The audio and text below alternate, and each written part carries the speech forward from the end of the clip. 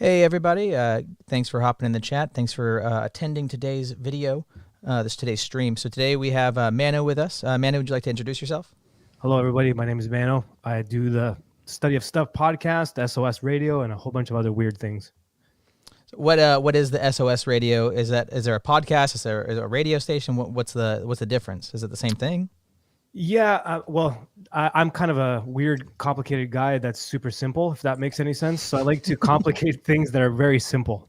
To answer your question, yes, it's one thing. It's all on one platform, but SOS Radio is like it's like an old school radio style show that I do every Sundays. And then the SOS podcast format is more of like where I just kind of like either interview people or have guest panels and stuff like that. So I kind of try to keep them separate, but the same. Okay. What's the schedule? Where can people find you? Schedules right now, it seems like it's every Sunday. Everyone kind of started. We started it we started it last year, but then it was on and off thing. And when this year's Lent kicked off, we started doing it every Sunday, and it was a good place for everyone to kind of congregate. So we're going to continue that. So I think we've officially decided as of today, actually, that it'll be every Sunday, 8 p.m. Central Standard Time. You can find it on YouTube, Rumble, wherever. Or if you just go to manoelia.com, you'll find everything there. Okay. And what did you? How'd you get to this point? I mean, that might be a huge thing to unpack there. But how did SOS become what it is now, or is becoming now? Well, one thing, I like to go off on tangents. So at any point, if I'm going off on tangents, just reel me back in. I'm good with that. Don't worry about it. So I'll do my best to answer you straight ahead, straightforward. How did it come about? Well, the question was, how did it come about? See, I confuse things. There's no need for it, but I just where did it start? How did we get here? Where is it going? That kind of thing. Sorry. Well, I started doing radio stuff years ago. I think the very first time I ever did radio, I was like in my kitchen. I was probably in grade 2 or 3, and I was literally taking 2 cassettes and just bouncing songs back and forth and recording my voice. So really, that's where it kind of started. And I've had a couple of different versions of it over the years. A couple of them I've never released episodes of. And then in the last couple of years, I really started to miss old school radio. And I wanted to kind of bring it back. So I dropped my first solo album in 2021 called Study of Stuff Volume 1. And on it was kind of like a mock radio show where I was, it's kind of like I was in a bunker in the middle of nowhere, just, the whole COVID thing was going on. It kind of seemed fitting. That's crazy, man. It's still crazy, man. That's reality. Yeah, I know. It's bizarre. So to answer your question, after that album, we were just sitting around going like, dude, no one plays music anymore. Music kind of feels dead. The concept of a DJ is dead. And I started explaining it to my nephew, who is much younger than me. So I was explaining to him how radio was when I was growing up. And he's like, that sounds really cool. And I'm like, yeah, it was cool. It was really a great experience having a DJ like that. So I like variety shows. I liked the Muppet Show. I liked those kinds of things. So we kind of wrapped it all into one thing and started doing SOS Radio. Last year was when we started taking it a bit more serious, but really it's been the last 2 months. Okay. Where it's going, I don't know. It's taking a life of its own on actually recently. Yeah, I mean, I understand that. I've only been doing the streaming thing for a while, but people like want to hop on and like, well, okay, we're taking this thing way over here that I didn't know what we were doing. I'm streaming for hours on end. Just other people are steering the ship suddenly, but it's fun. Yeah, you never know what's gonna go. So, are you? I know this, but for the audience, you're Orthodox. You were born Orthodox. Where are you now? So, I'm cradle Orthodox, born Greek Orthodox in Toronto, Ontario, to immigrant family. I veered away from our beautiful faith a long time ago. And I veered into the world of consciousness studies, which led me into the occult, which led me into, things like that.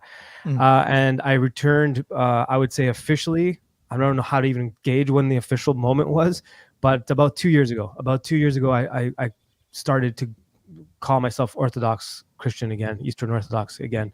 So where am I at now? I'm at the stage where I'm over the honeymoon. I'm taking it serious. I'm trying to learn as much as I can, and that's a big part of why I do SOS podcast. I just have guests on who answer the questions I have. and I try to like get a bit more knowledge from them rather than myself kind of answering questions. I mean, you saw a conversation I was having privately just Right. before we came on. I was even tiptoeing that Yeah. subject because like Like I don't know. we're in Theolagumena land, this is just, Exactly. amusing. This is me trying to work it out. This isn't like this is what it is or dogma. It's just like I'm using my rational brain trying to put it together, and I'm okay if I'm wrong. If I am wrong, please let me know. I want to be wrong. That's my perspective. 100%. 100%. I'm a big fan of being wrong. Yeah. That's all the people who are, I don't know if you've seen any of my like atheist comedy videos, but it's really funny how these people who are apparently trying to be scientific and want to falsify everything are so very dogmatic and don't like me for asking questions. But so what and you're in Mexico, but right? Mm-hmm.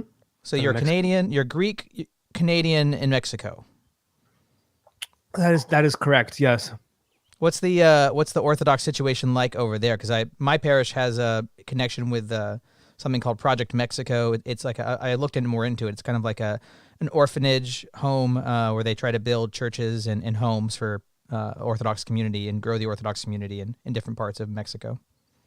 Yeah. You sent me the link as well. I had run across that their page before. They're north of us. They're in Monterrey. Okay. So, they are trying to reach out throughout the country. The Orthodox situation in Mexico is interesting. Most of the churches are on the other side of Mexico, unfortunately for myself. So like I always say jokingly, but not jokingly, in Toronto, I had like any choice of any any jurisdiction of Orthodox around me within minutes. Now I'm in Mexico. I'm dying to go to church. I would love to take communion. I would love to like meet some people and have some really deep conversations with people and community, but they're very far from me.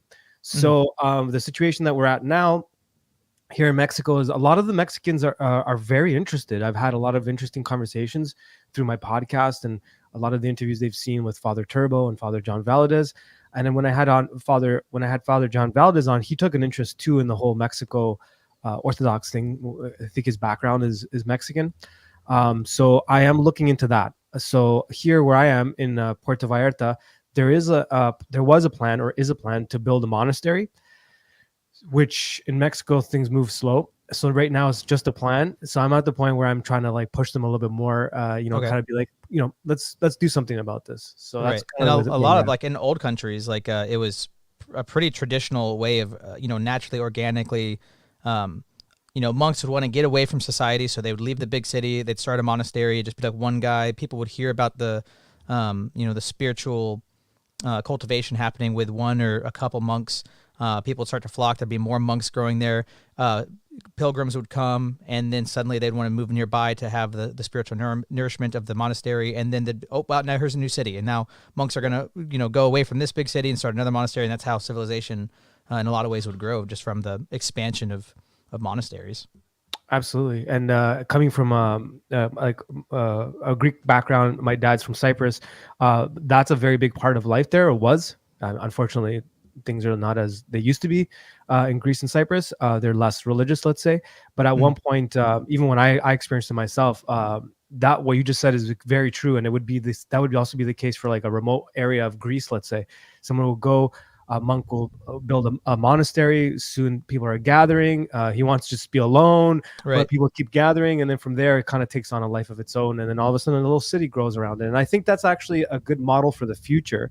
And it's actually something I don't talk about a lot publicly, but it is something that I'm looking at trying to do. Not myself build a monastery. I'm just some dude, but I am trying to figure out how to survive what's coming.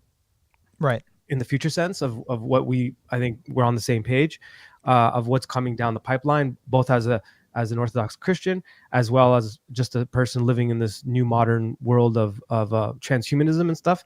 Right. And I think that the survival for people like us will be congregating around the belief of what our church and around monasteries, because that is how we've survived for over 2,000 years. Right. Yeah, I definitely think that there will be some very great reset things happening, and I'm sure it will affect all of us, just like the John the Baptist of the Great Reset affected all of us. Yeah. So what? I wanted to come on and talk. Now we have a little bit of a background and talk about music, because you and I probably have a lot of crossover, but I would say are you Gen X? Would you call yourself Gen X? Yeah, I'm at the like the tail end of it. So some people put me in Gen X and some people put me in millennial, and now there's like a grouping between millennial and Gen X. But I would say my personality is pretty Gen X. Okay, I'd call myself millennial, but I'm basically right where you are, where like people 3, 4, 5 years younger than me are Gen Z, and then people that are a decade older than me are at the top end of a millennial. So like, but the people that are 4 or 5 years younger than me are like, you're a boomer, you don't understand me. I have to explain all my jokes, and I don't get it. So Yeah. it might help that I've got older brothers, so I got all the hand-me-downs from the 80s and a lot more, even though I was born in 95, so it's not like I'm really a 90 kid. I was 5 by the time it was the new millennium. So what were like your parents listening to? They have music playing in the house? Was that music part of your guys' life growing up? Oh, for me personally, yes. My dad and my mom, they would listen to a lot of, especially I'm the oldest of 3. So especially the first couple of years that they had me, there was always music playing in the background. A lot of Greek music, a type of Greek music called rebetika, which is very, there's a connection to church scaling, Byzantine scaling. There's a lot of that. So that was always a part of me. So even that's crept its way in all the music I've written always. So that was always around. And as far as like English music, in the car, my dad would listen to an oldie station in Toronto. It was pretty popular. And oldies for the time then?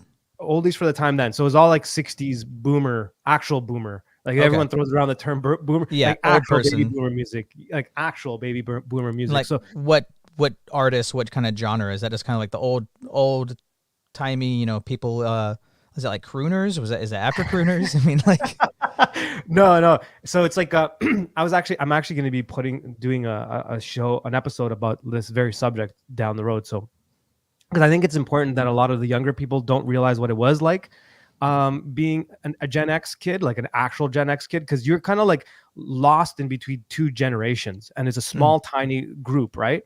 So a lot of our musical influences was music from the 60s. So we were bombarded with the 60s culture far more than anybody else. And so my dad listened to this oldies radio station, and it had everything from, so I just saw Buddy Holly, everything from Buddy Holly to Otis Redding to CCR to whatever, right? It was mostly music from like the 50s, mostly mid 50s to like late 60s. That was the predominant type of music spun. But my ear gravitated to certain particular genres and artists. So I was very picky even at a young age, very, very picky. Okay. My dad would always be like, "You're always really picky." I was like, "Yeah, very picky." Were you allowed to like explore your own music taste? Was it kind of like closed off or sheltered when it came to that? Or was it just kind of like, whatever you're into, that's fine with me? Yeah, for the most part, but I was also I was wise enough not to put on an NWA cassette loud in my house when I was listening to it. I'd have headphones on, right? Yeah. So with the exception of those types of things, yeah, no one restricted anything that I listened to or what I read or what I consumed mostly. So yeah, that was a part of being Gen X, I think. My parents were a little bit more overprotective than others, but even there, like I had a lot of freedom in that sense. So in terms of music, yeah, nothing was off limits. My parents are both boomers. My dad was born, I think, in 59. So I got growing up, it was like I could either listen to, or I would just have the music on around me. That was my parents' music, which was like 60s, 70s, even some 80s, like Styx, Kansas, Queen. My dad's favorite, like the Doobie Brothers. He listened to Dan Fogelberg, Alan Parsons Project. What else? Like Steve Miller Band. All those kind of classic rock kind of guys. And so it was either that, or basically I could listen to like the Protestant Christian music that my mom would buy me at like Lifeway. Like, okay, go pick out an album, and I try to get the one that this one looks cool, but is this too edgy? Or okay, mom, it's from the store, right? So I could and then growing up into like middle school and high school, I started to explore, but I still had almost like self-policing. Like I would feel like dangerous when listening to my friends' music, even if it was like Milk Toast, like 3 Days Grace or whatever. Like just like they're saying things I'm not supposed to be hearing. Like what if my mom finds out? So it was very really kind of sheltered. And I would even find bands that were Protestant, but they would have like the D word in it, and so I'd have it playing on the car when my mom's driving. And I'm like, what's a D word, if I can ask? Sorry. So beavers build dams. Okay. That, Yeah. that kind of, yeah. Yeah. But even that, it was just like my heart starts racing. I forgot this song has that word in it. Like, hey, I started a conversation with my mom to get her to not listen to it for a second, you know? Yeah, I didn't experience any of that. Now that I've kind of walked into this Orthodox world, I'm meeting a lot of people that were raised Protestant, like yourself, and because that wasn't such a huge thing in Toronto where I'm from. But I know in the U.S. there's like the Bible Belt is like Yep. it's like serious, and here in Mexico I've met a lot of Americans from that area. And it's totally different. It's very foreign to me. It's very alien. So like when I hear your story, I didn't grow up with anyone like with that kind of restriction. Right. And it's like it was there. Like I said, a part of it was like, because that was what I was being brought up with, there was like the fear and the self-policing, and even like the mixture of like, this is forbidden, it's dangerous. I kind of like this. I'm scared. But even like going up, it probably took me until mid high school to really get over that. And then I probably went too far listening to stuff that my friends are listening to, like I don't even want to name some of the bands, like, but just depraved metal music with like the most violent, disgusting lyrics you can think of. And I'd be like, well, this riff is pretty fat. This is a pretty good riff. And I would just kind of excuse the depravity I was actually allowing myself to be a part of. I get it. A lot of the music, like the secular music, you could say, that I was exposed to at a younger age was from video games. That was like soundtracks or movie soundtracks. Those were the like listen to any kind. That's how I got into Golden Age rap. That's how I got into a ton of like punk or alternative rock, was from like, you know, Tony Hawk or skating games or I was gonna say, because I saw a bunch of you guys in the chats during SOS Radio talking about like Tony Hawk. I remember this from watching it. It was Guitar Hero, Rock Band. I mean, that's how I got to listen to Rush. That's how I got to listen to a bunch of stuff that maybe my parents would be like, oh, you know, my friends listened to that kind of stuff growing up, but if it wasn't their music, it was kind of dubious. Yeah. It's music is a weird thing, especially like the different generations and how they were raised and where on the planet you were raised. Like now that I've left Canada and like I'm interacting with other people and like I'm taking the podcast a lot more seriously, and people are like meeting yourself and others. I'm being like I didn't realize how different it is. So like even the way you guys consume music, as in you guys, I'm talking about people born in the 90s, is extremely different than how we consume music.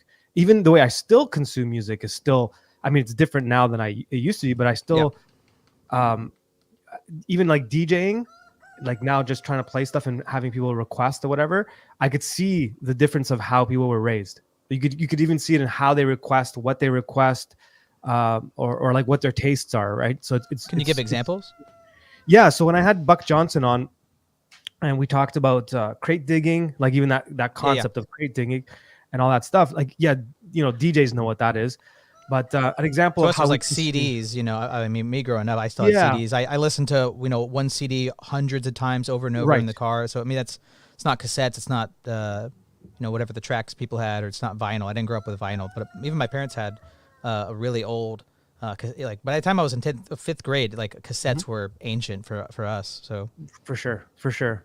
Well, you're kind of describing what I mean, where like you'd have one CD or one cassette or one vinyl, whatever, and you would just listen to it from beginning to end. That's over one difference. But the other difference was like the liner notes going through them all, which I know that's something that you still see people kind of participate, but it's not how it used to be. Like how it used to be was like, okay, your favorite band is dropping an album on a Tuesday because that was when they would release albums.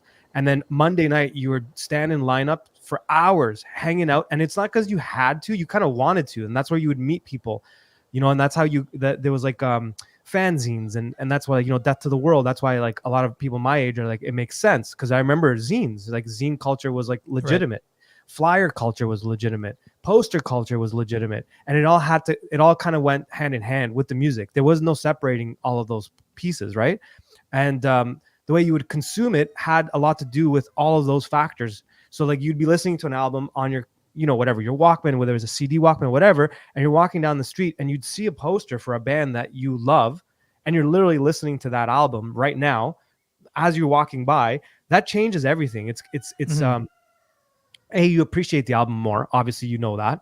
Like the difference between buying an album and listening to it from beginning to end, because that's all you have, rather than just downloading tracks. It changes the way you like how iTunes train people to buy single tracks. I mean, that happened to me a little bit in high school, but it'd be like my friend told me to listen to a band. I'll look up. Okay, I'll literally pay $1 on my dad's money and buy a top 3 tracks of this band, and then I would buy the album if I liked it. Right. Yeah, because I used to work in the music industry. I worked for Sony BMG for a while, and I was there when the transition happened, when everything started to fall apart, and that was a big part of their model. What you just described was the free downloads. They actually encouraged that behind closed doors, by the way. And then the second thing was what you just described, sampling an album before you bought it. They thought that was going to work. Meanwhile, what it ended up doing was a lot of artists would have put out like an album with 10 tracks on it, but there was only one, maybe 2 good songs on there. And the album would sell for just that one song. So when they went on to iTunes, people wouldn't buy the rest of the album. They would just buy that one track. So they thought, okay, it'll encourage artists to make better music. In fact, it didn't. What it did was the opposite. Now we're swimming in a sea of mediocrity. Like music is garbage right now. And I'm not just saying that as an old person. It's like now a concept album is just when you think about making it as an album. Like all these songs have some kind of theme, or like not even just that. It's like they sound like they're on the same album. I mean, like a concept album is very rare now. It is. So what other ways do you think the way the medium has changed, or the way people purchase it has changed the music or the artist trying to make music? What's funny that you just said concept album. That's where I was going to go. Back when I would write an album, or we'd be writing tracks with my band, even a set list was an album. When you would sit down with your band to put together a set list, you didn't just write down songs, and you just didn't go best song, worst song. You know, you kind of, there was a flow to it. And even DJing, when I'm on doing SOS Radio, a lot of people are like, play this, play that. Even if I like the song or I don't like it, people aren't really taking into consideration the flow, the energy, bring someone down, bring them up, you know, that kind of thing. Right. So to answer your question, how did the medium change? Well, you can't write a concept album right now. People don't have the attention for it. Right. For God's sakes, they don't even have the attention to watch a 3-minute music video. They watch clippets of stuff, right? So and now it's getting even worse with TikTok and YouTube Shorts and everything being like, you know, 3 to 10 second content. And people are just being fed. Like the worst thing about TikTok, I'm never on there, but there's some people that will do these TikTok invasions and try to debate people. But I can only make it like 20 minutes in, because it's like the constant changing, the audio auto plays, and it gives me a headache. But yeah, that's affecting the I think about that with movies too. This is you know, parallel tangent, but like movies are worse because audience are worse. Yes. And because people are dumber, literally dumber, and can't focus on it, that they're like, oh, we as the producers that want people to like this movie, we need to explain things, or hey, remember when this happened at the beginning? Oh, let's do a flashback for 2 minutes so you're not lost. It's like, can't you just let me, if I let's say I happen to miss this detail, can I just like enjoy it on the second? Oh my gosh, I didn't realize. You know, it's just exactly. It's like, I don't know what's the equivalent of music where it doesn't respect the listener that way, where it's you know, is there a parallel? Yeah, absolutely there is. So there's 2 things. So number one, when music went digital and it became an MP3 format, compression came into play. So even when you took a WAV file and then you compress it to MP3, and the way people mixed music and master music changed. So I was there in the studio sessions where I saw how they changed that. They used to mix. So let me just take a sidestep here, because it was a beautiful process, and I still do it. And some artists still do it. When you mix, people think that means you pan left and right, and you just pan like basses to the left and this is to the right and all that stuff, right? But it wasn't just that. Like, for example, Pet Sounds by the Beach Boys, that is actually mixed this way as well. So where the microphone is positioned to an amplifier, and where the singer is singing they would tune the room, they would mix the room, they would mix the actual individual where they're standing, including where their bass cabinet is, all that stuff.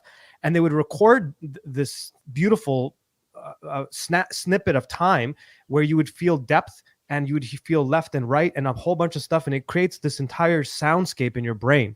So when they started to compress files, and when they started with the WAV file, they started to compress that. And so when you look at a WAV file, they kind of get it closer so you can turn it louder. So they trained all of us to listen to music louder. I love loud music, but I like depth in my music, right? Right. So they ended up compressing that file. Then when they made MP3s, they compressed it way more.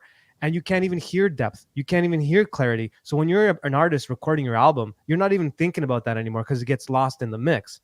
So to me, the positive part is that a lot of us have trained ourselves to mix to knowing it's going to be an MP3. So I try to do that now. It's a little bit of a challenge, but I like it. I appreciate it. So I'm hopefully some of the people that listen to my music appreciate it. But I don't think a lot of people appreciate it. And the best way to kind of get what I'm saying is take your favorite album, play it on Spotify, and then play it on vinyl. Right. And like, you know, I remember doing this to my younger cousin. He's like 15 years younger than me, and he was a big Radiohead fan. So I'm like, okay, Radiohead, cool. What's your favorite album? The Bends, cool. So we started listening to the tracks one by one and on a CD. So it was Wave, and I'm like, with okay, headphones, with a speaker, does it matter? We both had headphones. It does matter if you have a good tune room, but with headphones is the easiest way to go because you don't have to tune your room. Because that's a different thing too. We used to tune to our speakers. That was a totally different world. Anyways, I handed him the headset. We listened to it with a CD. Then we listened to it on vinyl, and I watched this kid's face melt. I remember him going, like, feeling that there was someone behind him because the way it was mixed, there was like, oh, the guitar's back here, and I'm like, yeah. It's like he's on the stage. He's or he's in the audience or something. You know. Exactly. So I hope I answered your question. You got me excited with a question like that. So I'm gonna geek out. But yeah, soundscaping is cool, and I think that it's been lost. And it's sort of coming back with the way that music is consumed now. And I think that you nailed it when you said that people are just their attention spans, whether it's movies or TV shows or whatever, it's gone, it's melted, and it's hard to bring it back. But I do believe music is a key cornerstone to it because music does things to the human brain, the human psyche, physically, mentally, and spiritually. And I mean that spiritually in the way that we view spirit. Right. And it's something that performs an activity that's hard to understand, and it totally transcends everything. And if it's done right, like, so you gave an example, sorry to go off, but you gave an example of listening to secular music and that you're trying to ignore some of the more negative content that was in there. Well, we obviously know this is a hypnotic suggestion. We obviously know this is done on purpose. And if you study psyops and all that stuff, you know that this is completely engineered. But at the same time, why are they focusing so heavily on music? Because it's the most effective, which is why our churches are built the way they are, which is why we have all our five senses engaged. And I'm preaching to the choir literally, but I shouldn't have said that actually, but you know what I mean? I mean, there's people in the chat who are inquirers, and we have like one atheist who's hopped on a couple times. We had a good conversation with him, and he's just learned about Orthodoxy like 4 weeks ago, and he's inquiring, and he's like, he wants to believe is what it seems like. But yeah, so it's definitely a mixed audience here, but no, that's a good start. Like what you just said there with him, it's like wanting to know the truth will lead you there. And then for me to tie it together with music and the whole, our churches are designed as a tool to help refine all of this quote unquote energy, if you want to call it. But I'm meaning energy as an energy essence distinction, not energy as in like, oh my God. Okay. So you mean it energy essence distinction versus like new age, like the vibe. Yeah. Is that what you're saying? Okay, so can you unpack that a little bit for the audience? No problem. And actually, that's my background, was the occult, whatever. There is a lot of truth in the occult.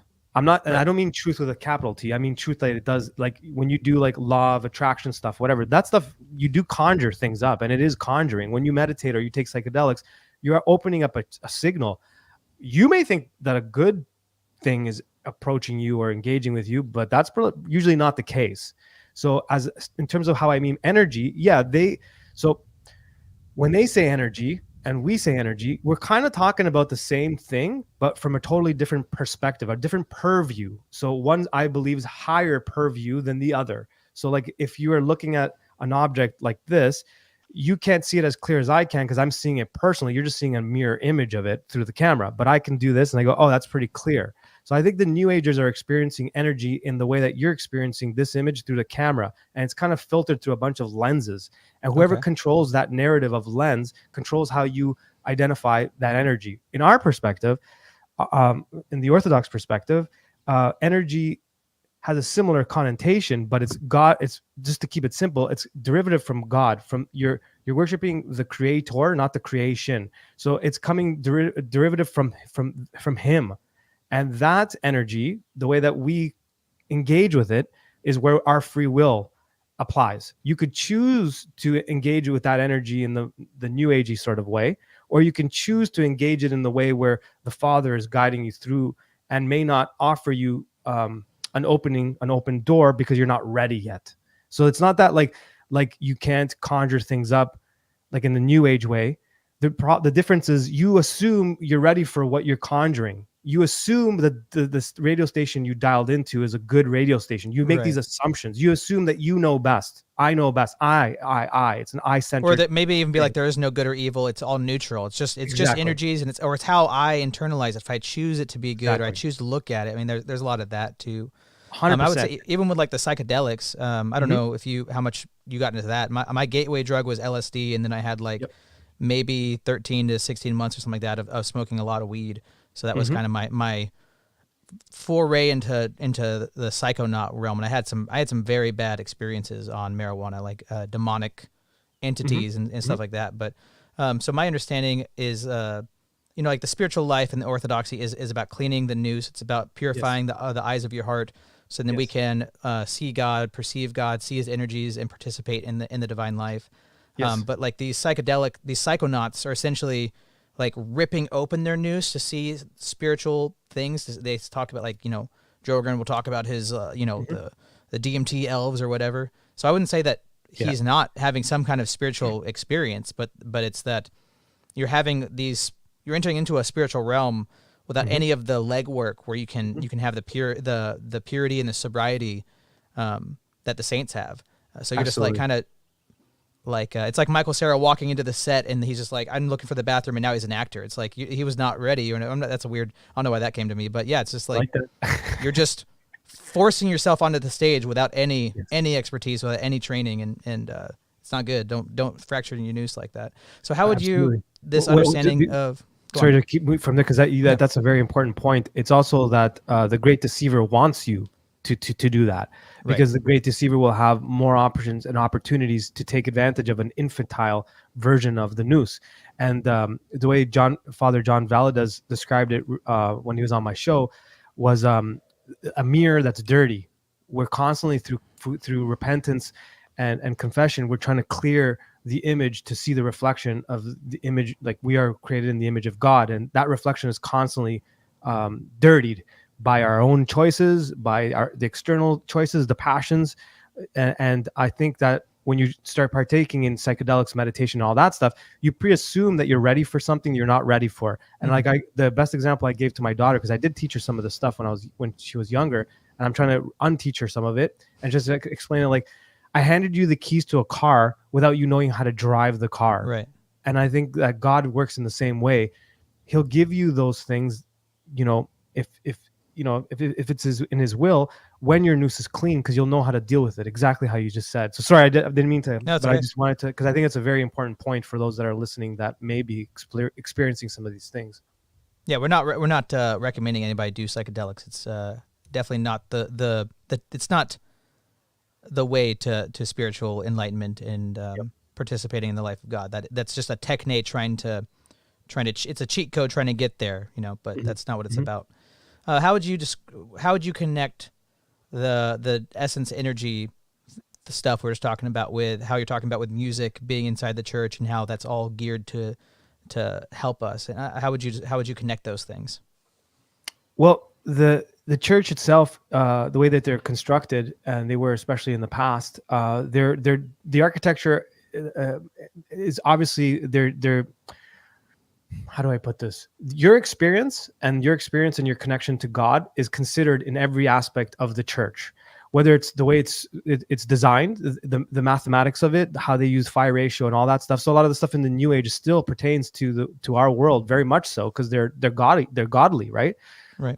When put it in the proper context. So of course they're going to use phi ratio, and they're going to create domes, and those domes are going to create sound, and then all of the imagery and the icons are designed to stimulate your visual senses and put you in a state where you're more likely to turn that radio station dial that I was talking about earlier towards God. So that you have that, you have incense, your eyes, your nose, your ears, your feel, everything is in play. All your five senses are in play to help you connect to the other senses that we don't see, the unseen parts of our senses. That's how I look at it. So a lot of the stuff I did learn in the occult do pertain to the world I'm experiencing now. It's just that the frame, the viewpoint that I'm looking at it from is different. So the essence energy distinction, I'm not very well versed in breaking all this stuff down like a lot of like David Patrick Harry or Jay Dyer, any of those people. So I'll just put it in just simple musician terms. I look at it more of like the description given between the sun and the rays of the sun. Right. One is the essence. The others are the energies being deriving from the essence, right? So in terms of music and everything we were talking about with the church and how it's designed, all of these things are your choice on how you participate with your five senses in the world that you live in. Now, if you're a new ager, so sorry, I'm kind of taking a little bit of a side road to answer your question. If you're a new ager, you pre-assume you're the one that's navigating your vehicle, okay? And you pre-assume that you're the best that knows. And anything that happens doesn't matter. Like you said earlier, it's good and bad. There is no good and bad. It's how you see it. All that. It's just stuff. We're all God experiencing itself. We're the universe experiencing itself. Exactly. Even a bad experience is just us trying to get a new experience. I mean, there's all that kind of stuff. Exactly. And it's very nebulous. It's very nihilistic, and it's very empty. It's actually one of the problems I had with the whole thing to begin with. Now, when you look at it from the perspective from the Orthodox perspective, and from now I'm just going to say Orthodox, and I'm assuming everyone knows what I mean. From the Orthodox perspective, you're in a car that you can choose to drive yourself, or you can ask for help and assistance from God and his will and how he chooses. You know what I'm saying? Like your choice point, your point of your free will and how you exercise it is how you participate. So going back to the church and all that stuff, that to me is a vehicle.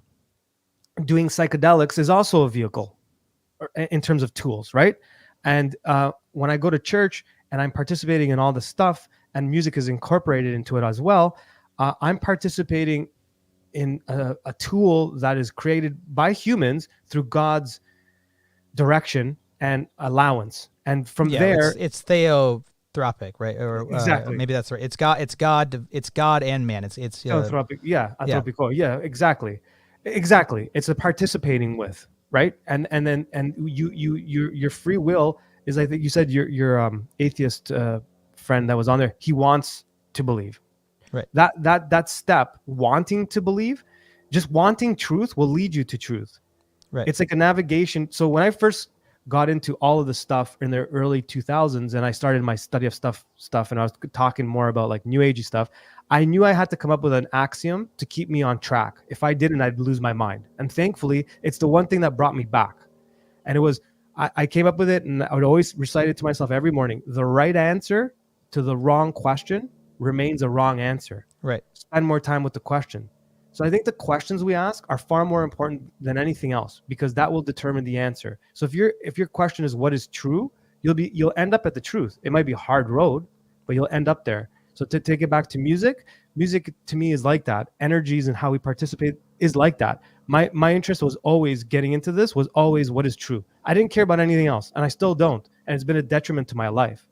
So whether it's musically or whether it's through spirit or all this and that, I'm always looking for the truth, and it doesn't lead to easy places. So to answer your question about the church and the building and all that, I think it's a choice point. You can choose to participate with tools like, mushrooms and meditation and yoga, or you can participate in by going to divine liturgy and participate in the sacraments and all of the amazing things that are put into place into this. I don't want to call the church a machine, but the church is a tool like that focuses that energy.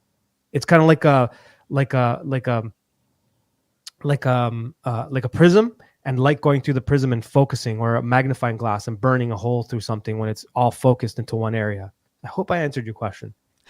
I'm trying to remember my own question. Like you just said, the question that really matters that help us focus on what the answer should be. I've got a friend who converted to Orthodoxy, who was a Hindu for many years, and it's interesting to hear him talk, because he says he doesn't like Jay Dyer and Kotel. He says whenever they talk about Hinduism, it's like they have a two-dimensional understanding of it from his perspective, and the way he describes like the Hindu practice he was a part of. It was like a very austere, very. It was like a lot of asceticism. It was like they were cleaning their nooses through. Like the diet was very important. There was fasting. There was yoga, meditation, and all these things. There was morals, like you should fornicate. There's all these different things that would even be somewhat lining up. They'd be totally different motivation probably, but somewhat lining up with an Orthodox morality or whatever you want to say. And he said the way he looks at it is it's like all these Hindu yogi guys are cleaning up their noose, and some of them are able to, or some of them write about like going up to like the divine darkness where they can't pierce through it and can't see through it, but they come up to the edge of it. But it's like Moses with the burning bush. It's like he went to the divine darkness where it's so bright with the divine energies on the inside that from outside it's like a darkness you can't peer through. Yep. But Moses walked in and was able to go into that darkness and see the uncreated light. But he said the Hindus clean themselves enough without God where they can see it, but they're not able to walk into it because they're doing it without God. They're not doing a spiritual life with God. Does any of that make sense with your occultic background? I mean, does that sound like it? Sounds like Kriya Yoga. Okay. I think that's what you're describing. Sorry, what was your I was going to say, do you think like the New Age, is that just totally darken your noose where not like my friend's explanation doesn't make sense? Because he says like they are in some way cleaning their noose through their spiritual efforts.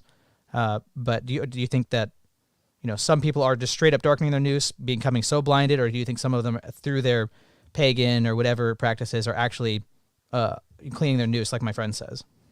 I look at it this way. I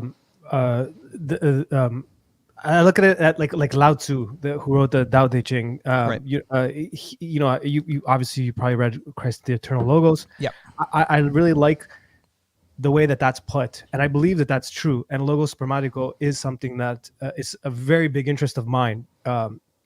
Because I've experienced it myself with songwriting and this and that. So to answer your question, I think if someone's intentions are like legitimately, that's what they want to find. They want to find the creator. Forget about whether they look at it in terms of Jesus or Buddha or whomever. Right. They just are interested in what is all this, and I want to know. They're seeking truth, even if it's from whatever messed up starting point or whatever. Exactly. I think that if that is your true intention and you've never encountered Christ or Christianity, let's say you're in the middle of nowhere and can you get there? I think you can. Because your intention is good. But if you come into contact with something like Christianity, you denounce it, and you don't see it for the truth, that could have repercussions. And the reverse could be true. Let's just play devil's advocate here. I don't know if I'm supposed to use that phrase anymore, but let's just pretend that that's what we're doing, right? And say that the person, your friend, is correct and we're not. Say we're incorrect and that person's correct, okay? And his view of Hinduism is correct and our view of Christianity is incorrect. Let's say you and I continue on the path of Christianity and our intention is truth. Well, we'll end up where he is if that is our intention. So to answer your question, does it clean the noose and all that stuff? I don't know. I don't think so. Because from my perspective, from my attempts and trials, when I got into I didn't even call it the New Age. I'll just call it the occult. I was very much a hermeticist. That was my practice. I got into that because I was interested in consciousness.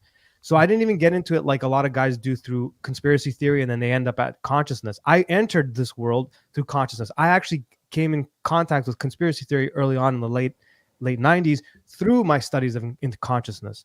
So I did try a lot of different types of meditation, different types of Hinduism, this and that, all that stuff. I think Jay Dyer and David Patrick Harry, I disagree with your friend. They have a pretty good understanding of it. You could tell that they didn't really practice a lot of the stuff that they're talking about, but they studied a lot of it. So that I would say is true. If your friend wants to point that out, I could see that myself. David Patrick Harry and Jay Dyer can like break things down encyclopedically and tell you where everything comes from, and they're very accurate because I do know that world well. Have they practiced and done a lot of that? No. Other than psychedelics with David Patrick Harry and a few other things, not as much, right? So there could be a criticism there, but their conclusion is correct. The way that what they come down to as their final answer is correct from my experience.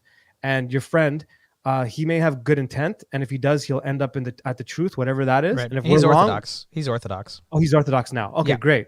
He was Hindu for years, and he converted to Orthodoxy. I don't know. Right, you did mention that 8 years ago or something. But great. So then he could tell you himself, like, yeah, there might be a cleansing of a noose, but that their want and need to clean the noose is great. Right. What the noose is and how they define it is incorrect. Obviously in our different anthropology. Correct. Different understanding of what a human is. Exactly, understanding what a human is, but also understanding more so what consciousness is. I think it's more of the understanding of what is consciousness and how you define that. That's the starting point. how you define that question is still is one of the most important questions anyone can ask. Even today, as someone that's Orthodox, I still ask myself, what is consciousness? Because this could be a scam. Like I walk, do you know what I'm saying? So Yep. I don't believe it is, and I have my reasons, and I'm being very meticulous. But that's another reason why on my podcast you don't really hear me talking a lot about this stuff, is because I want to learn. I'm at the learning stage. And I'm trying to be humble with it. Okay, I'm not a humble person. And the reason why I mention that is because this could be a scam. So someone said to me, well, you went from this to this to this. What if this is just another thing? I'm like, you know what? Every time I've made a change, I've admitted to my errors and I've said, I don't know. And right now I am looking at, is this a scam? I'm kind of past that point now. And I'm pretty sure it's not. Like, if you ask me directly and you put a gun to my head, I'll say, absolutely, it's not. It is absolutely not a scam. But I'm leaving that door open for those people that want to be skeptics and say, do I still question it? I do, but not the same way I used to. Well, it's sort of like working out your salvation with fear and trembling. It's not that you're intentionally trying to walk away from Christ, but if it is true and Orthodoxy is true and Christ is true and all of this is real, then it will withstand any question that you can put to it. So exactly, even as a Protestant, even when I was going into weird, starting to dabble with occultic ideas, I never went too far, but I would have never said I wasn't a Christian. I was basically trying to like go into like a perennialist kind of idea, just kind of like everything is, mishmash, and we're all just seeking the truth and all this stuff. But I never would have said I'd lost faith in Christ. It was just that all the core tenets of the Protestantism I grew up in, I discarded. That makes sense. A lot of ecumenism and a lot of perennialism is very rampant in those worlds, both in the charismatic evangelical world and in the New Age. It's not in Orthodox, and I was raised that way, so which is weird for me. In Orthodox, it was never like that. That was never okay. What wasn't okay? Experiment. Well, to experiment or look at things perennially, or as an ecumenist, my grandfather, all that's hard. Heretical. Absolutely.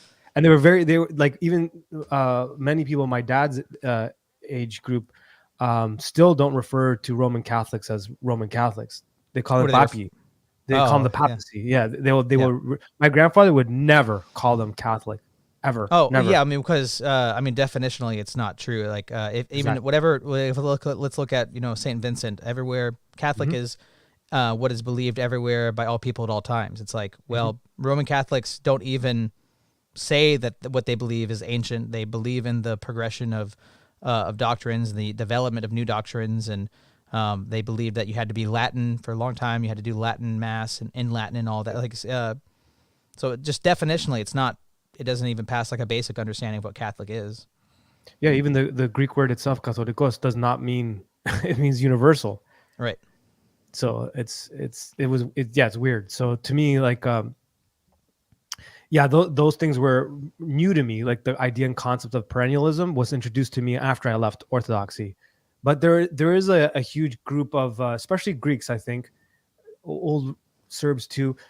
In the 1800s, they started to become a lot more scholastic in their approach to the faith, and I think that was a detriment, and it shows a lot in my father's generation of Orthodox people. They're very like Western influence. Yeah, they started to become more like, a lot of the Latins were scholastic, and the Eastern were mystical. Even the way that we talk and the way that we view our faith is very mystic based, and they're Protestants and Roman Catholics are very scholastic about things and always were. So in the 1800s, that started happening, which is where you had like the Colivades fathers. I don't know how to say it. Yeah, Colivades fathers.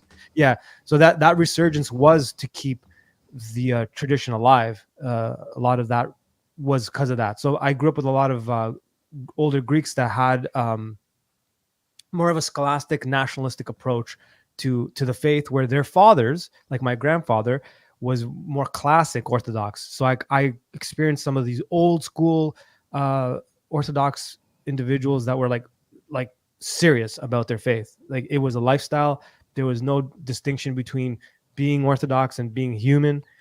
Your job wasn't like separate from what you did. Your friends weren't separate from your everything was connected, down to the coffee, like how you drank it. And if they do those fortune telling coffees in Greece where they turn them over, that was like, you don't do that. That's heretical. So even in Cyprus, because in Cyprus it was a little bit more hardcore than is still more hardcore than Greece was or is. I remember that changed, them criticizing the mainland Greeks and saying, "Oh, they're becoming heretical. They're becoming like the Papi, like they're becoming like the Catholics and stuff." So it's weird. Yeah, it's I think about like is there any? It's strange because I'm a Westerner. I'm an American. I can't LARP as like a Greek or like a Russian or anything like that. It'd be so fake and dumb. But I'm an American. I can't change that about myself. But like I'm Orthodox and I want to be Orthodox. I want to have that phronema. And it's just even when I talk to my family or my friends who are Protestant or atheist or agnostic or whatever, I because I came from all that, I can understand it, and I can probably try to talk in a way that they can understand me a little more because I can understand them, so I can maybe bridge that gap. But I think about what the like utility of like evangelism from the Orthodox perspective to these people who are so scholastic, so intellectual. And it's not that scholastics are wrong or learning is wrong or intellect is wrong, but it's just that when you make it into intellectualism, scholasticism, when you put the crown on the mind or on the intellect, not even your noose, the mind, instead of living as a spiritual man, you live as an intellectual man. That's when things start to get out of whack. But is there utility in being Western in your approach to apologetics or talking to the people who that's king to them is that stuff? So like, how do you reach somebody who is Western, I guess? I love that question. I'm personally not trying to reach anyone at this moment because I don't think I'm in the right position to. So that's why I get others that are to come on my show and talk. Even now when I'm writing music, I'm being careful. But to get back to your question, which I love that question. First of all, I made a comment in the group that we're both a part of. I think there's something awesome about Protestantism, or in the sense that, like I mentioned in that group, Bible thumping and quoting scripture. It's incredible. A lot of Protestants are really, really great at it. And I know a lot of Protestants, and I'm using that term very loosely, evangelical, whatever, this and that, Protestants in general that are extremely like good people that have a genuine love and desire to know God. Like it's evident. You see it in their face, right? I may not agree with their approaches or some of their theology or how they go about things, but I really appreciate that. As well as I am a Westerner. Like I may have background in Greece or whatever, but I grew up very Western. And my approach to Orthodoxy now is less Greek and more Western. It's more through the way that you guys are all doing it. And by you guys, I'm referring to all of the Protestants that have converted, Father Seraphim Rose, reading Father Seraphim Rose and all that stuff. That's a Western thinker, right? And that I can relate to that first before I can relate to the Greek Athonite, like Saint Baisios. So I think it's an important thing for us all to consider, all us Orthodox people, to consider that someone that's Protestant or even Catholic, I try not to like make too many jokes, which I have made a few between Roman Catholics and Protestants. I try to keep that out because I look at them more as like brothers and sisters that may not get it. Not everyone. Some people are very like dogmatic about how their approaches are, and even when they're wrong, you could see that they're still going. But there's a lot of them that when they realize, oh, that Orthodox person just made a really good argument, let me think about that. It's probably how you converted, right? So it was very much intellectual. I spent like a whole year in catechism class every week just getting totally destroyed by the priest through argumentation. Like he would say something and I'd be like, well, what about such and such verse? And he'd be like, let's look at Chrysostom, how he read that, and here's Justin Martyr and all this, and look how the continuity is throughout the years. Now that's what you just said didn't even show up until the 1800s because Martin Luther didn't even say. I'm like, I'll get back to you on that. It was just week after week of just going, oh shoot. You mean they just made rapture? They just made that up? Yeah, in 1830. Yeah. So I think it's important for us to keep in mind that there is a fine line between apologetics in the aggressive sense, which I think it has its place. And I've gone out many times and defended a lot of the apologists in our community. And I think that's a very, very important role. And it helped me a lot going through the Jay Dyer school, let's call it that, right? Like back in the day. But then there's also the way of kind of the approach of like, I made this joke when I was playing a song by Fugazi called "Waiting Room," and before playing it, I made this joke about Roman Catholics that kind of upset some people, and some people made them laugh. Where I'm like, I dedicate this song to my Roman Catholic brothers and sisters because they had to invent this idea of a waiting room called purgatory, and I played the song. But I do view Roman Catholics as like, forgive me, like honestly, forgive me, as like kind of like your retarded cousin at the family get together that does, what I mean? You love each other, but they just don't get shit. It's like if we look at the church, the Orthodox Church is like the ark. It's the one true body of Christ. And it's like our retarded cousin, grab the lifeboat, like, grab the thing, Right? Why aren't you wearing your floaties? Right. It doesn't like, and the argumentation doesn't make sense. But you see it with a lot of well-meaning Protestants and Roman Catholics when you say a few things like you described yourself, and then you're like, oh, okay, that doesn't make any sense. And then it's on you to go and disprove that or prove it. And if you're being honest with yourself, that's how I ended up back at Orthodoxy. It's like I literally inverted all the things I believed, and I'm like, okay, these don't make sense. I inverted them, and when I inverted them, I literally had only one thing crossed, like clicked all the check marks, and that was Orthodoxy. That was the only one that explained all the questions I had coming out of the occult.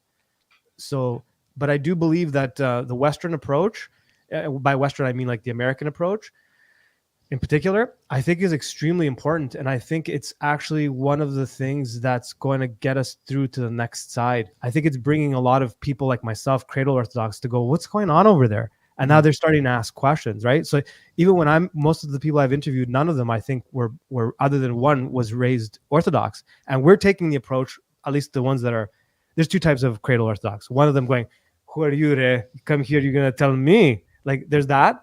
And I had that instinct at first in 2014 when I saw Jay Dyer becoming, I'm like Greek Orthodox? Like that was, I didn't like, really? That's weird. Go back to your Protestant church, go back to your American church. Yeah, like I didn't say, like didn't think like go back to that, but in my head I was like, that's weird that they're going to Orthodoxy. That's cool, and then I was fine with that. But then when it got weird for me, like go back, was like when they started to change things, and I am seeing that. I do think there's a concern there, and I think all Orthodox have that concern, like just like baggage from their Protestant upbringing or something like that. Yes, like, I mean that's something I want very much to root out of me. Like I'll have a conversation with somebody at coffee hour, and like, what you just said is Nestorian? Are you a heretic? I'm like, yeah. No, I guess that's just how that's still the baggage my script is in my head of, I said Jesus was a human person. Like actually he's a divine person. He's not a human person. That's right. Nestorian.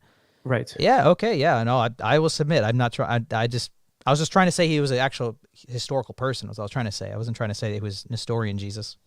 Yeah, and that's the thing is sometimes Cradle Orthodox will do that with that other person did it. They know what you mean, but they want to call that out. So there's that type. Well, the terms can be important because like homoousia, like Christotokos versus Theotokos. Like huge. I mean, I've even like I think, and this is where people can be like hyper conservative. Like, I don't think there's anything wrong with calling Mary the Christotokos because she is the Christ bearer. But like you can see like early saints, Ante-Nicene fathers who will say Christotokos, but it's. I read a really dumb Protestant like footnote was like, it looks like Saint Ignatius is Arian because he said Christotokos. I'm like, what are you talking about? Like it wasn't a controversy for a couple hundred years. Like he couldn't be Arian. What are you talking about? And it's quite annoying because they're not even taking into account the type of Greek they were speaking at that time. They were speaking Geni. It's like biblical Greek, let's call it, right? And that style of Greek is extremely different than modern Greek. And the whole word of what Christos means is a totally different thing. It's the anointed one. It means many things. There's multiple layers. And that's the other problem is if you're looking at things from from English, Latin, and Greek, the meanings change exponentially. So yeah, you're right. I agree with you on the terminology, and it's very dangerous. It can be. But Theotokos, when they mean it that way, Christotokos that way, back at that time, they wouldn't have meant it the way a Nestorian would mean. Yeah, not divine. It's not like divine, exactly. with the difference is that he's saying it's Christotokos instead of Theotokos, instead of both and. He's Christ and he's God. It's that's the difference. It is the difference. But in Greek it makes sense. But when you translate it to English, they're like, "Well, what do you mean you got to pick one word?" But in Greek it doesn't. In Greek it's multi-layered. So someone that is Christ is someone that bears the Christ is also bearing Theo, like God. It's like one and the same. Right. So it's kind of weird. It's kind of weird. So no, it's okay. I have like a script of kind of bullet points. We've touched on a couple of them, or like kind of circled them. You just mentioned making a joke and people being offended of it. Like, what do you think can there be Orthodox comedy, or is that just like, is that anathema? Can we make jokes? What is that? Brother, I'm struggling this year with a lot of things, I believe. And that's why like my tone has changed completely, both on the show, as a writer, as a person. I'm just kind of slowly walking through all this and having a lot of, you're talking about Protestants and Westerners. I'm having a lot of Protestants and Westerners teach me stuff like that I've converted to Orthodoxy. So I'm hearing a lot of debates on where do they swear? Can you have a Orthodox comedian? Can you write music as an Orthodox person? So some of the things I was referring to earlier between like Protestantizing the church and some cradles having issue with it, it's like worship music is making its way into Orthodoxy, and like, where do you draw the line? If it's in if you're trying to put it into the liturgy, that's right, the line to me. So I've heard it called like narthex art, like, or courtyard art, or whatever. Like, maybe you could say, like, if we're trying to like make a system, like courtyard art could be like, I am an Orthodox person making this art that's like in the public square, and it has an Orthodox ethos because that's who I am. I'm being told that by people that my channel is unacceptable, comedy is unacceptable. Yeah, I agree. I'm a clown. I'm a fool. Hopefully for Christ, but that could be. Not necessarily even trying to bring people into the church. It's just me trying to express myself because that's something inside me I want to express. And then you could say there's narthex art, where it's kind of an in-between. I'm trying to draw people into the church. Like, one of my onboarding ramps to Orthodoxy was Dostoevsky, and you could say that's like narthex art. Like, it was very Orthodox ethos. Totally. Even just like the main character in this book is a kid who wants to become a monk. Right. I don't have any frame of reference for that. Christian monk, like, that started getting me asking questions about Orthodoxy, just that. Yeah, so, for sure. Yeah, I mean, I would dare to say that, we can make art, and it doesn't have to be there's a difference between liturgical art. That's the distinction I was going to try to make, is that if you're trying to take Christos Anesti and then you start putting it to like a punk song, I don't think that's cool. You bring that up. Are we cool to play something real quick? Sure, yeah. So a little, sure. Yeah. You've got your logo there, so it feels like I'm on your show. But so to give a little bit of context, this is a recent Orthodox convert band. It's a band that used to be Protestant. I saw them Cornerstone Festival. It's a Protestant festival that stopped in like 2011, something like that. But it was called Sleeping Giant. It's a pretty good band. I recommend it. Oh yeah, kind of metal, huh? Tommy Green? Yeah, Tommy Green. He became Orthodox a handful of years ago, and he has a new band called Holy Name. Yeah, and they have a song that's literally just him singing the creed. So a lot of it seems pretty above board, but there's two things I've seen that I'm like, I have like kind of a buzzer going off, and I don't really know what to do. Part of me wants to say, well, it's art, and he can't, like, art is expressionistic, and I don't have to necessarily agree with something. Part of art can be just be like, because I don't agree with it, it's making me feel something or having an emotion drawn out. But like, here, I'm just going to show you those two things, and we can talk about it, because I don't really know exactly what to. So here. It's actually good that you're doing this. I'm struggling with a couple songs I'm writing for this very reason. Oh, I got you. So yeah, this is during, this was last year. I went to this festival too, Furnace Fest in Alabama.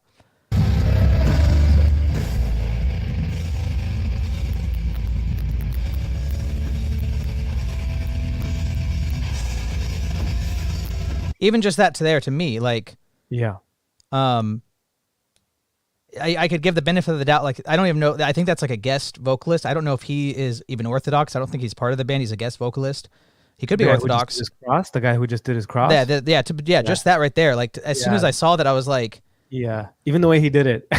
Yeah, like, if like it to me, I looked at that and I had like a red flag being like, your Orthodoxy is performance art.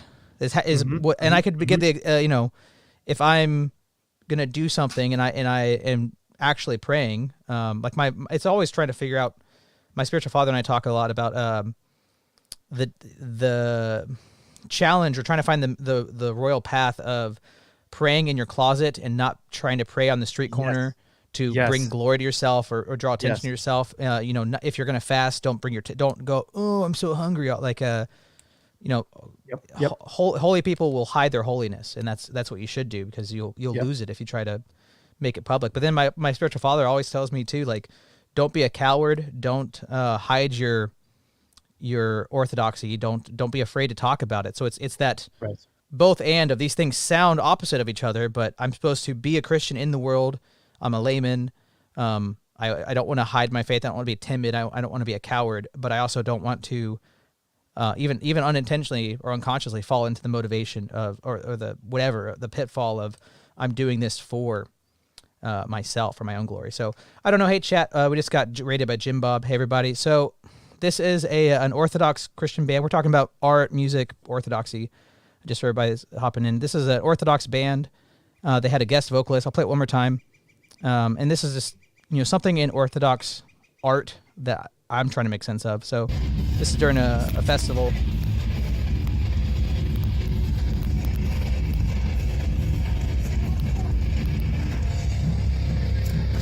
It's coming up.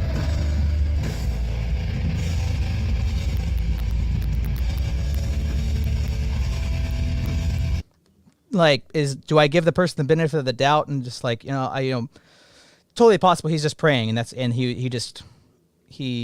was genuine, and it wasn't even like he was on stage in front of people, I guess. So, but like to me, I could really see saying that was performance art, and that's weird to me.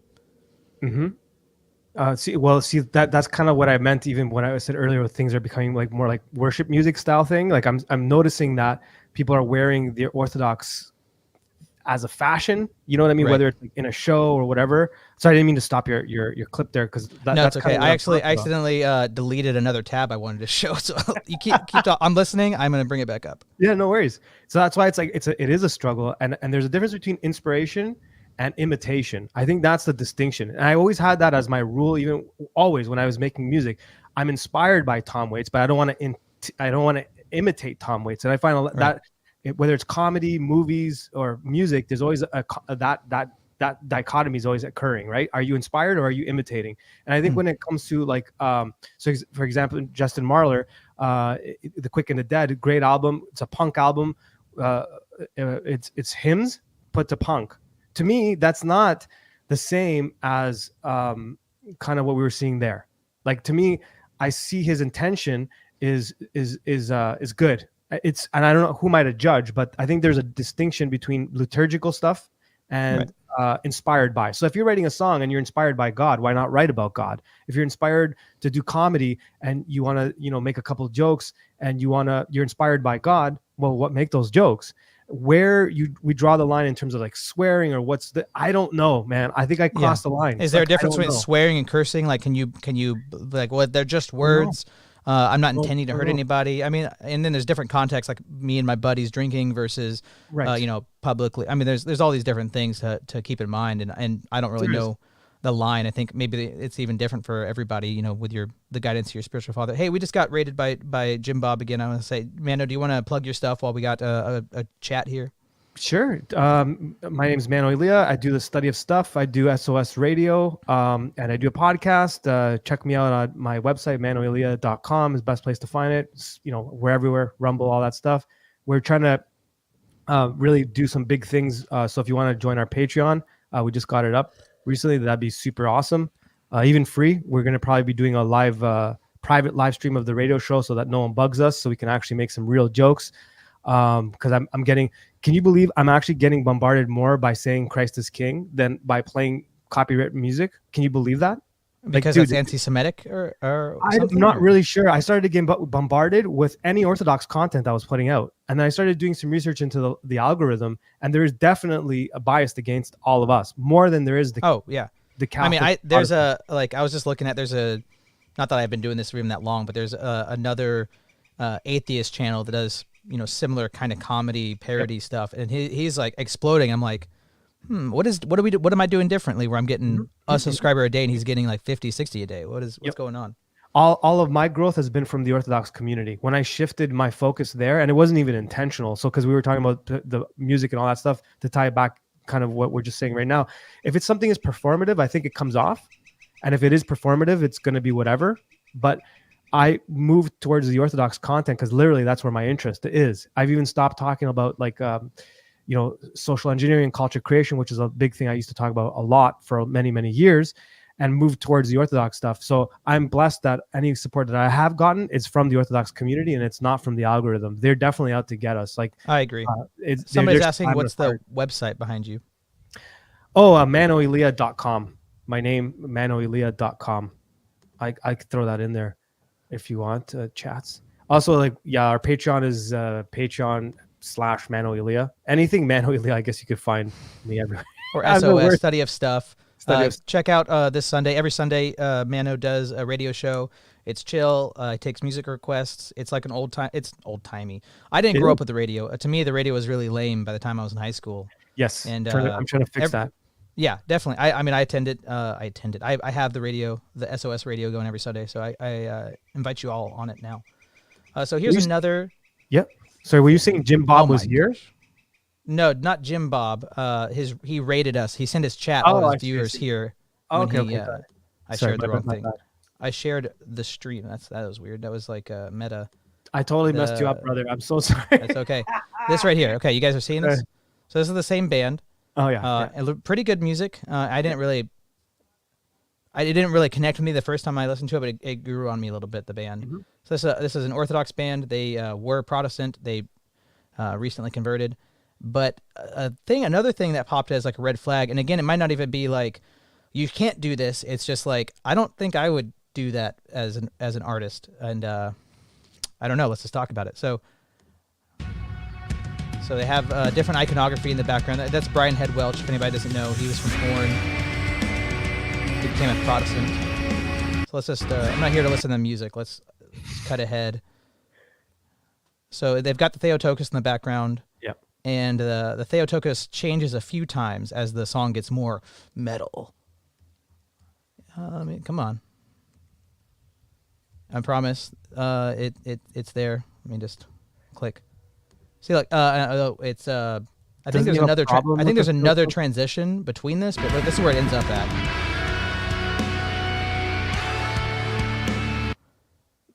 I mean, what it isn't that weird? That's skulls?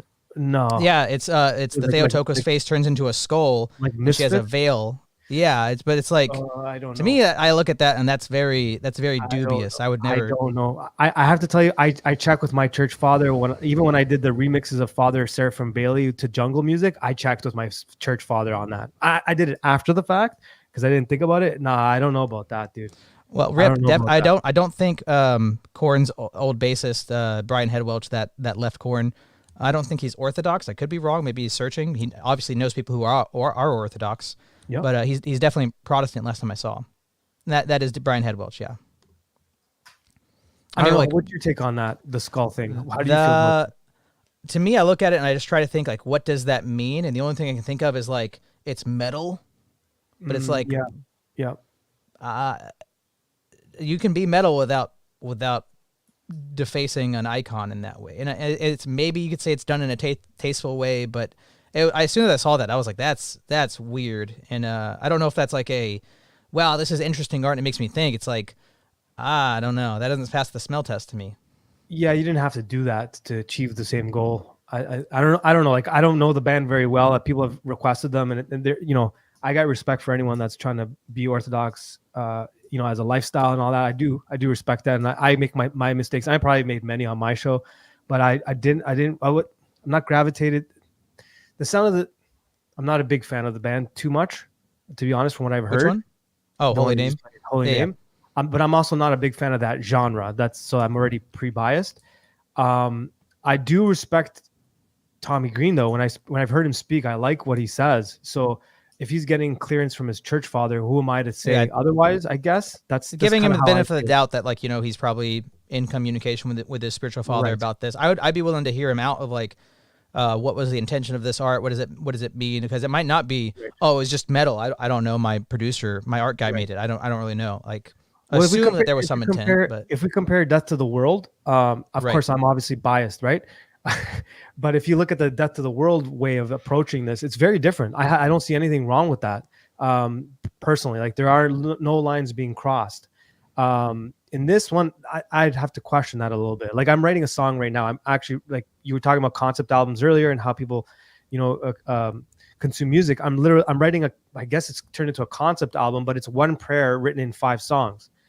But at no point, and because my background is Greek and I grew up with this type of music that has a lot of church music into it, I am using like the scales like crazy when I'm singing, but I'm not trying to make it like a church liturgical song. I'm not trying to sing Christos Anesti, right?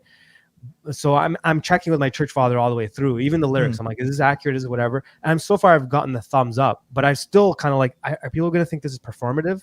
Like that's right. one thing and I am. It's noticing. like people could even, no matter how genuine you are, people could be as uncharitable as possible and assume the worst in you. I mean, it's not like you can please everybody, you know. Right. And that, so, I mean, you asked about comedy, and I think, you know, I like a lot of the clips that I was watching some of your stuff for earlier today and last week. I think it's hilarious. I think it's funny. I don't see any lines you've crossed. Like personally, I don't think you've crossed any lines. Actually, I'm going to invite you to come on the show. I just did it publicly for like on the SOS Radio to jump in and do some jokes or whatever. So to me, I don't see anything wrong with that. Oh, what do you got there? Nadeem in the chat, one of my mods was saying, bringing up Death of the World. So this is, you probably know more about Death of the World than I do. You want to kind of give a breakdown? I'll show the imagery of who they are. Not that I'm plugging my show. Clearly, I suck at doing that. You have to do it for me. But I have Justin Marler coming on Saturday. It won't be live. And Justin Marler is an interesting individual. He is the person behind Death to the World. Justin Marler was a punk that turned monk. He was in a band called Sleep right at the time where punk was breaking in the 90s. So he was literally living in a warehouse with guys from Green Day and Operation Ivy that later on became Rancid.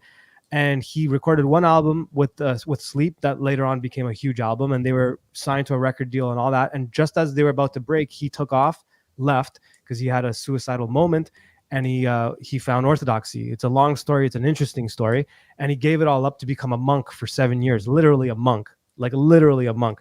So at the monastery that he was at, obviously when you join a monastery, you're kind of interviewed as like, what are your skills? You know, what did you do in the world out there? And one of the things they found out was that he was a musician, part of this whole punk world. And they asked him, well, how do you get people to the shows and stuff like that? And he said, well, basically, we have these things called zines. And for anyone that's old enough to know what a zine is, that's pretty cool. It's how we actually got a lot of information out. It was like a homemade, like literally you would write it up or like you tape stuff to a piece of paper, or you would just, you know, and you'd go and you would Xerox it and you'd make a whole bunch of them and you pass them out. So he started making these zines called Death to the World. And I think he did 11 in total. And it took on a life of its own. It started getting passed around all over the place. He ended up giving it over to Father John Valadez, who I also had on my show not too long ago. Yes, someone says Father Turbo Tattoo Parlor. All of that's connected. So Father Turbo Kowals was a tattoo artist at a tattoo parlor where Father John Valadez also was apprenticing under Father Turbo. Father Turbo and Father John Valadez would have these Bible study nights, Protestant sort of Bible study nights, and the tattoo machines would go off and they would do their whole Protestant Bible study. Father John Valadez found a copy of Death to the World and brought it to the tattoo parlor, and they all just started geeking out on this magazine.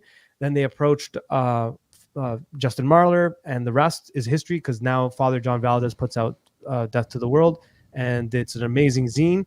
It has a lot of really interesting Orthodox content in it. The imagery is very Orthodox, but it definitely has a throwback to punk zines. A lot of subculture guys are into it. It's a big thing that I'm doing with my show is interviewing a lot of people in the subculture. That's a prominent subject for a particular reason, which is why if you want to support the show, go to Patreon. We're putting something together a little bit bigger than that. So my focus is what interests people to go from subculture, all types of subculture, even the ones you referenced, punk in particular for myself, but subculture in general. What is it about Orthodoxy that attracts so many people from the subculture? So Death to the World is a key component to all of that for everybody in the entire Orthodox ethos. Yeah, I mean, we grew up different generations. For people who didn't listen, you're Gen X, I'm millennial, and I was like an anarcho pacifist Protestant, in high school and into my 20s, and I was in what I considered the punk scene and the metal scene, and hardcore and straight edge and all those types of things. I'm sure it's quite, my definition of punk is probably different than yours, definitely different. The people I was listening to were growing up listening to what you were listening to. So, and I definitely don't have the same roots there, but some of my favorite genres are like, yeah, I'm not really into that. I'm like, oh, come on, it's like my bread and butter. Like which one in particular? What genre? Well, like I would call it, punk, or people would call it like post-hardcore kind of stuff like that. Like I don't know if you know Showbread. That's one of my favorites in high school. No, still so good. We gotta listen to them. It's a lot of everyone in the chat's gonna hate them, but one of my favorites. Well, I worked on a screaming record before that. Yeah, a lot of the emo screamo stuff. Yeah, they wanted to be essentially their first album. They wanted to be Refused. That's basically who they wanted to be. Right. Yeah, no, I worked on a record label full of that stuff, so like I could take it. I could take it. So like I didn't come to Orthodoxy through Death of the World, but as soon as I learned about it and started reading it, I've got a couple of the zines in my house, and it's like, oh yeah, like I can see how I was attracted to Orthodoxy through that my punk mentality of I was very rebellious, and it's like a lot of people could say, well, how are you a punk and rebellious if yeah, I'm very full of angst. Can you hear me? I am so angsty. I saw it at the same time as you commented. I definitely have been through some phases, and it's Orthodoxy is not a phase, Mom. I'm not Greek. Right. I'm not Greek, but like if people would say, like, aren't you just like falling in line now that you like have a spiritual father and like there's just all this hierarchy? But if I was trying to rebel against part of the spirit of the age, the zeitgeist, the mundane, the whatever it is, the stodginess of modern life and people in suits and all that stuff, all the stuff I was rebelling against in high school. It's like now I'm looking higher up and be like, the biggest rebellion is submitting yourself to Christ and rebelling against the God of this world, Satan. That's the biggest rebellion. Absolutely, and especially in the last couple of years, it's pretty evident. And like any Orthodox true Christian values are considered, even from like the other quote unquote Christians, and I don't mean to put it that way, but that's how I'm going to put it, that we referenced earlier. Even they judge us. Like so like if you want it to be, if you want a true rebellion, it is the true rebellion. There's nothing more rebellious than having a family, trying to keep your family together, even if it's breaking apart. There's nothing more rebellious than like what we're doing right now and having this conversation. For YouTube, for example, is offended by everything I'm doing, and it's not even because of the music I'm playing. It's because of the things that we're saying, and that this guy's doing a radio show where he's playing Orthodox music, and it is truly a rebellion because it's literally what the Great Deceiver does not want. And I think in the last couple of years, if you don't believe in the devil, well, I don't know what you know what I mean? You're not paying attention. Oh, yeah. I mean, if you don't believe in the devil, I mean, that it goes right to like anthropology again. Like my little brother is an atheist, and he's told me about like the intrusive thoughts he has and like how weird he is about that because his understanding of what it is to be human, he has to assume that these, intrusive thoughts, I believe, are put by demons there are coming from his own mind, that he himself is generating them. So these thoughts are reflective of who he is as a person. I'm like, nah, that's what they want you to think. Rebel against it. Right. But, well, if you look at the history of psychology, it was designed literally by Luciferians, and I'm not even using the term lightly. It's legitimately true. And the very people that are teaching these things, if you go far back enough, their root is literally to take apart the family by taking away God first, then taking away the father, the man, the patriarch role, and then take the rest. Right? It's really easy to take, and in psychology is the best way to do that, because you have a lot of people presume that their intention is good, that they're actually trying to solve something. That's what I loved about coming back to Orthodoxy. It's viewed as a hospital. To me, that was actually the biggest selling point after viewing all the inversions, was that we're all sick. And that's how it's put, that we're sick. And reading Unseen Warfare, which has been, so there's three things of focus for me right now currently, is the punk or subculture to Orthodoxy. And then the next big thing, actually it's bigger than that, is Unseen Warfare, understanding Unseen Warfare, and that entire the whole way we view thought, exactly what you're just talking about, and how, like, if you don't understand what a thought is, so it goes back to what is consciousness. If you're not asking that question, what is consciousness, and then in turn asking what is a thought, is the thought derivative of you or something else? Sometimes it is your thought, sometimes it is the things your brother mentioned, but oftentimes it isn't. And if you're a musician, if you're an artist of any type, you've had inspiration where you're in spirit. Spirit is literally going, boom, here's an idea, boom, you have no idea where that came from.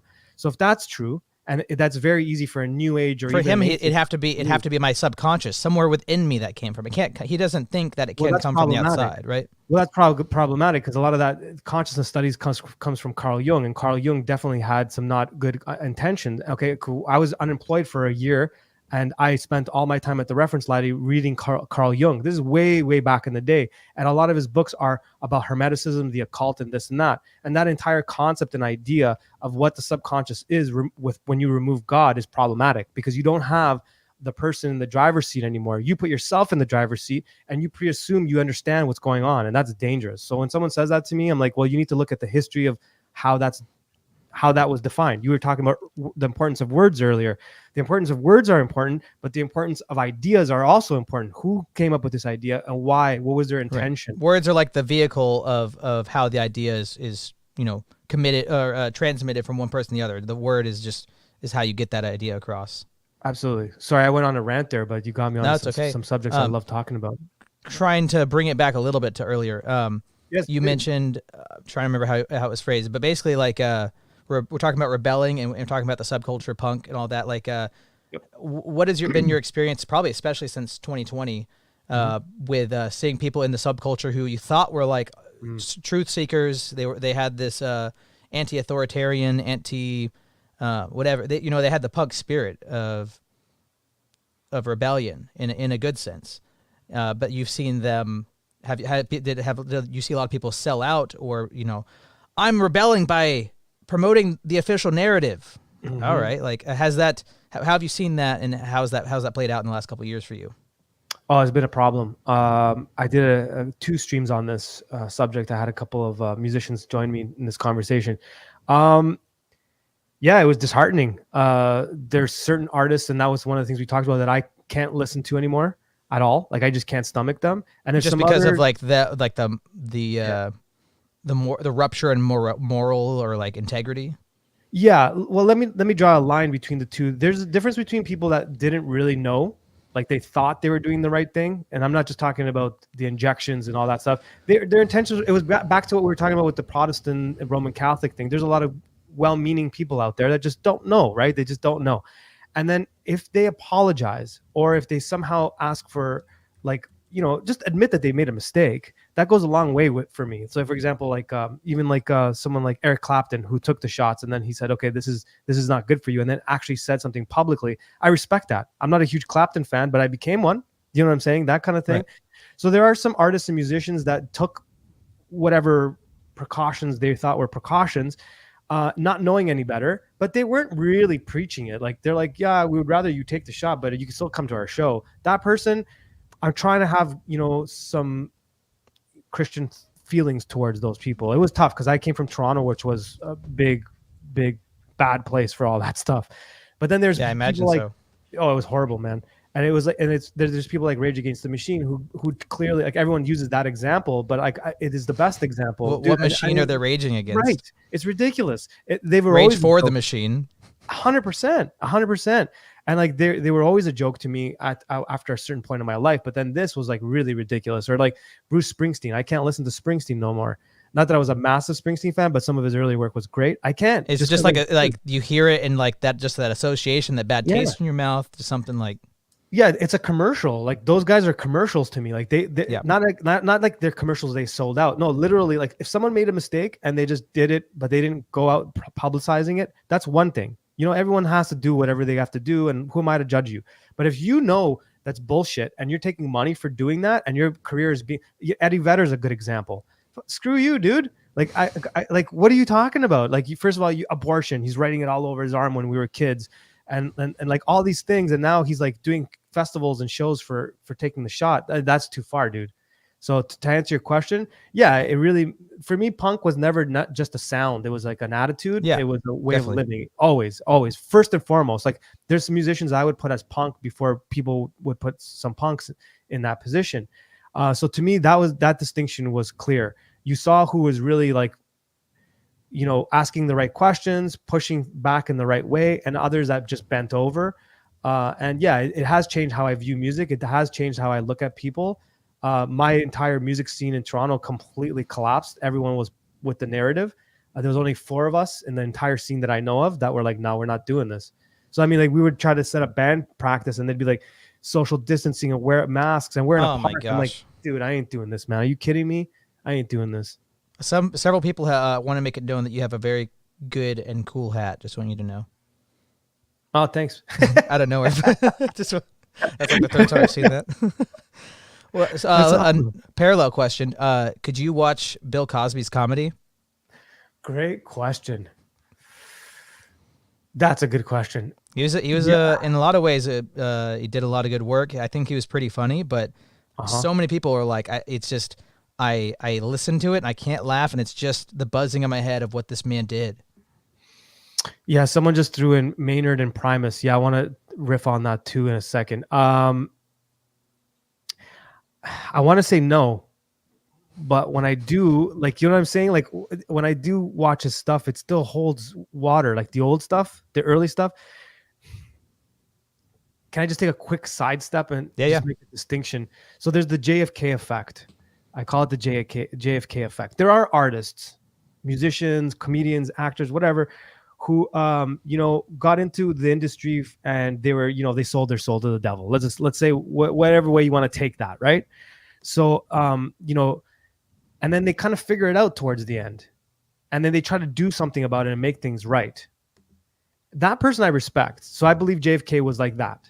Okay, because he went to the London School of Economics. He's definitely a Fabian, all that stuff. But he kept asking, why are these CFR people always at the meetings? Like, then he goes out and gives that speech about secret societies, and bang, bang, bang happens, right? And all that stuff. And we can go into other reasoning. I think at first he just bought into it. When you're a kid, and that's another thing, if you're a musician, whatever, and you're a kid and I offer you all this opportunity, I probably would have taken it, dude. Right. Like, I'm not going to lie to you. 100%. Most people will, right? So there's that. There's like Frank Zappa fits in that same boat for me. Clearly, Frank Zappa has ties to the CIA and counterculture movement that was created by the Tavistock Institute and all that stuff. We know that well. But he was saying some crazy things that were super true that I can't discount and say, dude, yeah, but he said this. So I think he was one of the guys that peered behind the curtain and said, yeah, I sold myself, but you know what? I'm gonna still say something, right? So then there's other guys like Cosby, who doesn't fall into that category because clearly he's still doing this stuff. So I don't know what to do, because at the time that he made those jokes and all that stuff, where was he on that spectrum? Was it right? Was it like the whole time? Was it in and out? Was it something he struggled against? I mean, I don't know. I haven't not looked into it too much, but it's always a fun question, because so many people had good memories of him. It's like if we found out something horrible about like Robin Williams for me, or Mr. Rogers. Like if there was something like horrible that he did a long time, that would be a rupture in my. There are things on Robin Williams, but then he also, I think, did the same thing. He was also trying to tell people stuff. Like I think most of these people have seen stuff. I think they get into it thinking like, oh, come on, it's just a cartoon image of a devil. Like, really, come on, right? And then all of a sudden they're like, oh, this is the real deal, right? And then all of a sudden they got pictures of you, or they got something on you, and you just either go along with it. So I don't know. Like, it's like when people say like, oh, there's a different, conspiracy minds of like, it's all puppets and everything's controlled. It's like, yes, I do believe that there are people up there that are doing culture generation, and there's blackmail and there's all this stuff, but there's also the people who are like true believers, or like considering it, and like I've got a friend who's like super into transhumanism, and like nobody's forcing him from up high, but it's like if he wrote a book about transhumanism or all these ideas he's stewing in, it's not like that was on high. If these people are pushing things in a direction, there's going to be people who are intentionally going in that direction, even if it's not all controlled. I mean, and they're going to be actual people who are sort of seeking truth, but they have all these underlying assumptions, and all. It's going to be all that different stuff. But the Bill Cosby question, it's basically asking, can you separate the art from the artist? And do you think you can? Well, I have a hard time with that sometimes. It depends on what they did. That's why I keep referencing these examples, right? Someone like Rage Against the Machine, no. Someone like Bill Cosby, I would still say no, because I can't get some of that stuff out of my head. But it's a hard question to answer because I'm so detailed in how I view things.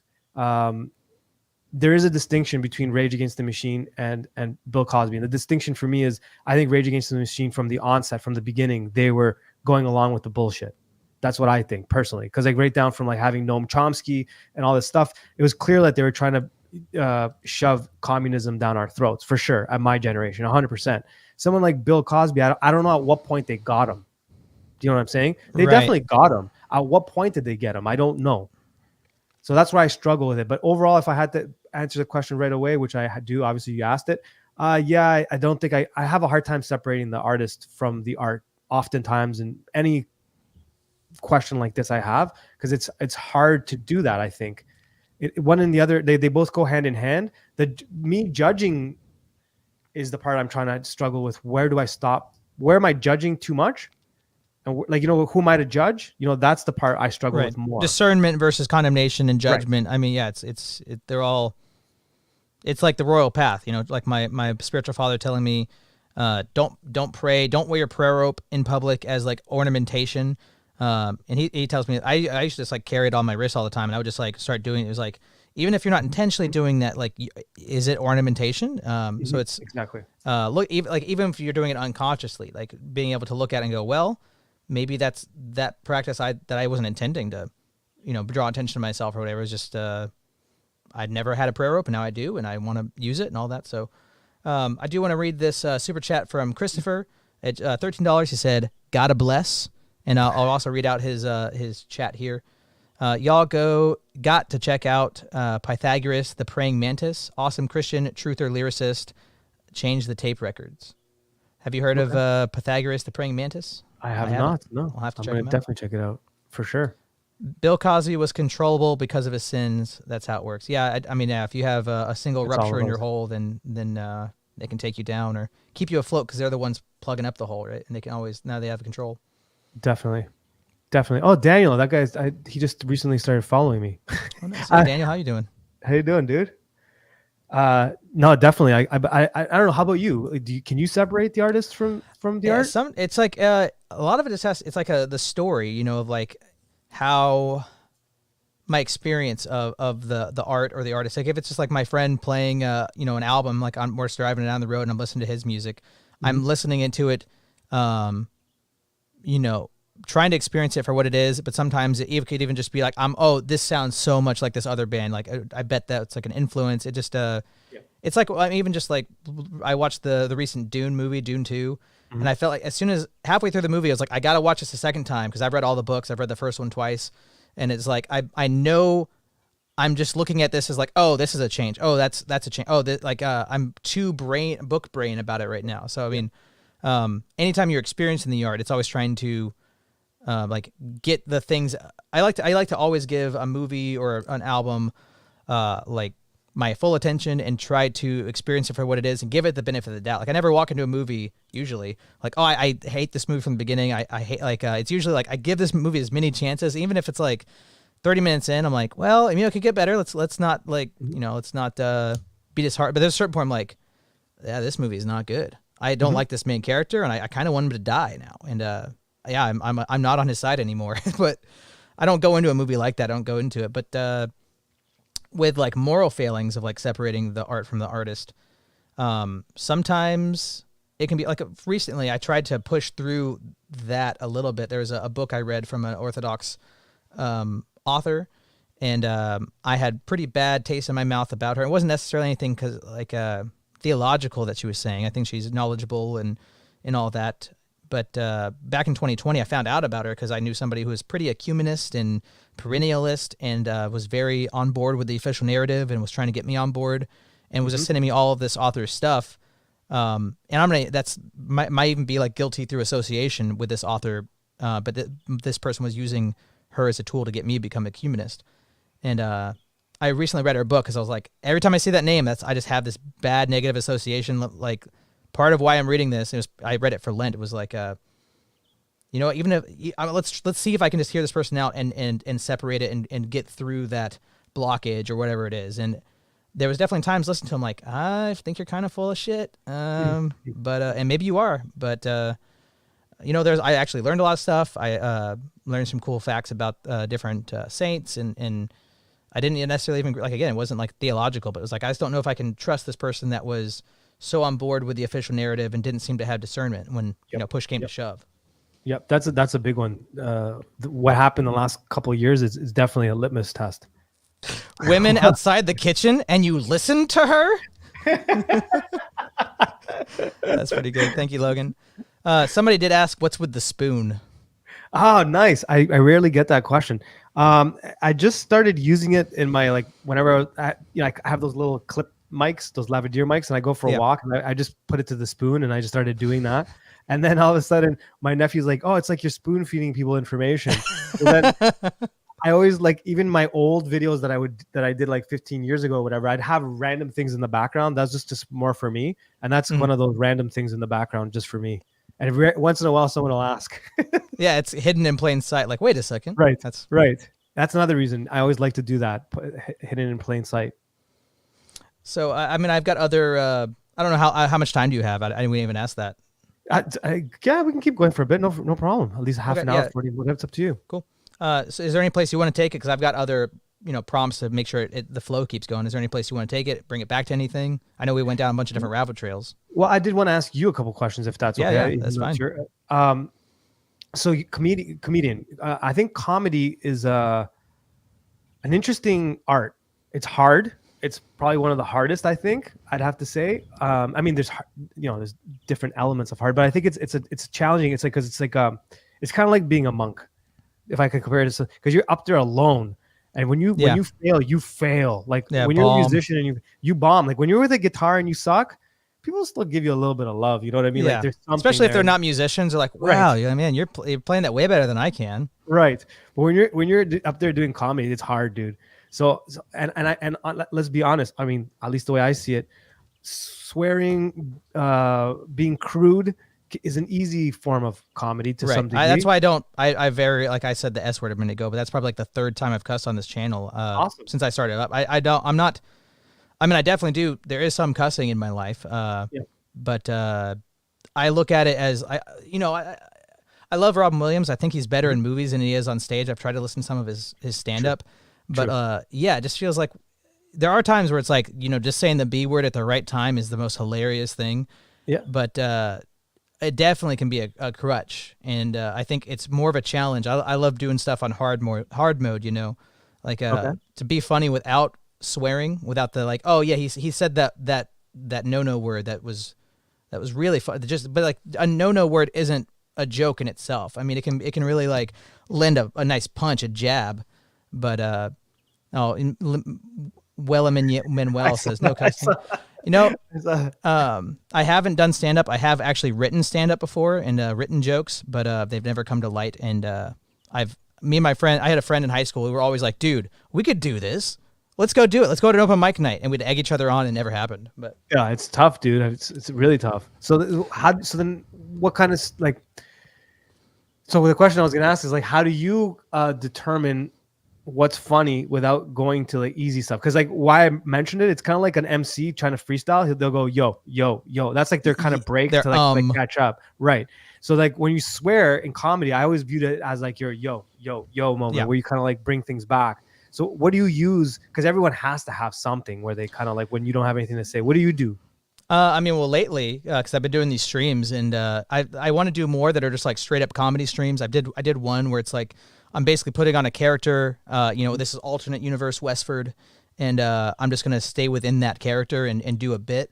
I want to do more of that, but these streams, bits will kind of come in and out. Like the atheist stream I did recently, for like a good hour, we just pretended to be like joining this atheist cult, and people were commenting, I've been watching for 20 minutes and I have no idea what any of you believe. Like, then it's working. It's working. Yeah. There's something about that kind of comedy for sure. Lately, I'm probably a crutch, but like, you get like people, I'll make a joke, I'll say something bombastic and they laugh, and I'm like, I didn't make a joke. I'm sorry. I kind of bring it down. My wife says that there's lots of times I'm actually making a joke, and she's like, "Are you making a joke? I can't tell because it's too dry." Or like, one thing I noticed, I had a job, and people are sarcastic, right? Yeah. They'd be like, "Wow, today's gonna be a great day," and I'd be like, "Yeah, it's gonna be so awesome. I can't wait to get all this work done." They're like, "Are you stupid? I was being sarcastic." I'm like, so was I. Like I've noticed that people can't take that's true. Like second degree of that's the it's like improv, it's you say yes, yes, and you don't go stop what you're doing. No, like to be on a bit together, to do a joke together, to build the joke, you have to be yes and you have to be Absolutely. in it. So layers of sarcasm on top of each other's. I've always done that, and I've never been understood. No, I get it. I think it's also the culture that we're in too. Dry humor doesn't work so well with. It works better with like English people, let's say. Dry humor, like Monty Python-esque style things. So like sarcasm. I'm the same thing. People don't know when I'm joking, whatever. So I know exactly how you feel. It's tricky.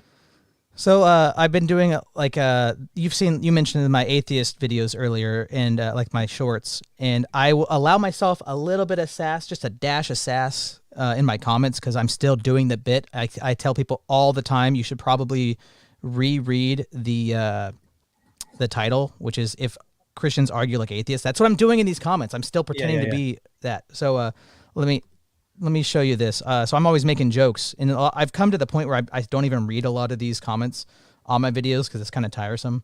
But I'm trying to get to the point where I find atheists that have a funny bone and good luck. Can laugh. Because that's me. That's part of my thesis is I want to go back to 5th grade because I was homeschooled until 4th grade. I went to this homeschool Protestant co-op thing where we went to school like one day of the week. So I was like when I started really being socialized. I was a weird kid before that. 5th grade, I was actually in a public school at the first time, and there's black kids and Mexican kids and Asian kids and all these people, like different people I hadn't seen a lot of, and we all becoming friends, and people would straight up like make really horribly racist comments to each other and to themselves, and we were all laughing along. It was because we're so close, we can punch each other and make fun of each other and laugh. And then I saw people grow up, and now they're in high school, and now we can't do that. And if you make those same jokes that we used to make, you're a horrible person. And my thesis is, can we please just go back to 5th grade? Can we go back to 5th grade when it wasn't so much pressure? I agree. I'm with you, brother. So I think it's this one. Where is it? Christian? Where is it? There was a specific comment. Maybe it's YouTube is weird. Okay, yeah. So let me play this joke real quick. A single atheist has shown how us Christians are wrong. We're better than you. Because all you have is baseless claims. The fact that atheists haven't brought a single shred of evidence for evolution to light, pathetic. And that is literally a direct quote of somebody in video like 2 or 3 videos back. All I changed was atheist I changed the word Christian to atheist, and I changed the word God to evolution. Those are the only changes I did. Otherwise, it was the exact same form, the same everything. And all these people are like, that's a straw man. That's not how atheists talk. But I want to highlight this. This is why white people will never be in harmony. Yeah. It's an interesting comment. So obviously, I have to reply. I have to hit him with, I'm black. Of course. But even his statement is ridiculous. Like, what? Any race is in harmony. Look at this face. One. Look at this face. So harmony, dude. You're like tranquil. I am black. You definitely are. Yeah, I mean, it's the black on the inside that counts, I think. But he says skill issue statement still remains. And I say, how do white people factor in this video anyway? Are you sure? Are you saying that white people will never live in harmony because black people exist? How racist of you. But then, blah, blah, blah, blah. Okay, this is what I want to get to. If I had to guess, you're Northern European. Obviously, you're an American from Florida or California. Neither. I'm from Tennessee, Nashville, Tennessee. I have a thick Southern accent. How dare you? But genetically, my money is on some Germanic Nordic hybrid. So obviously, I have to hit him with, I am black. Clearly, you're black. I mean, it's indisputable. I mean, and he commented like another 4 novels. I never even read them, dude. I'm probably just gonna reply, I'm black again. Dude, I don't like. Why is he taking me seriously? Well, those kinds of sarcastic comments in comment sections are my favorite because like only a sarcastic person knows the other person's being sarcastic, and it's hilarious. Like watching people like feed into it. It's like, dude, what are you talking about? Like I keep doing that in like Catholic chat groups and just like drop some like little things and just watch them like lose it. Who's got the keys? We got the keys, bro. We got the like, just stop. Has anybody seen my keys? That's all they have. It's so good. Oh, they're so hilarious. By request, Nadim, you did kind of, spoil it, but here, let me pull this other one up. And I feel like I always get the most views on the ones I have like zero thought or effort into it. I just like upload it on a whim, and it's like blows the other ones out of the water. I'm like, oh, come on. But here we go. For request, because out of request, we'll play this one for Mano. Maybe.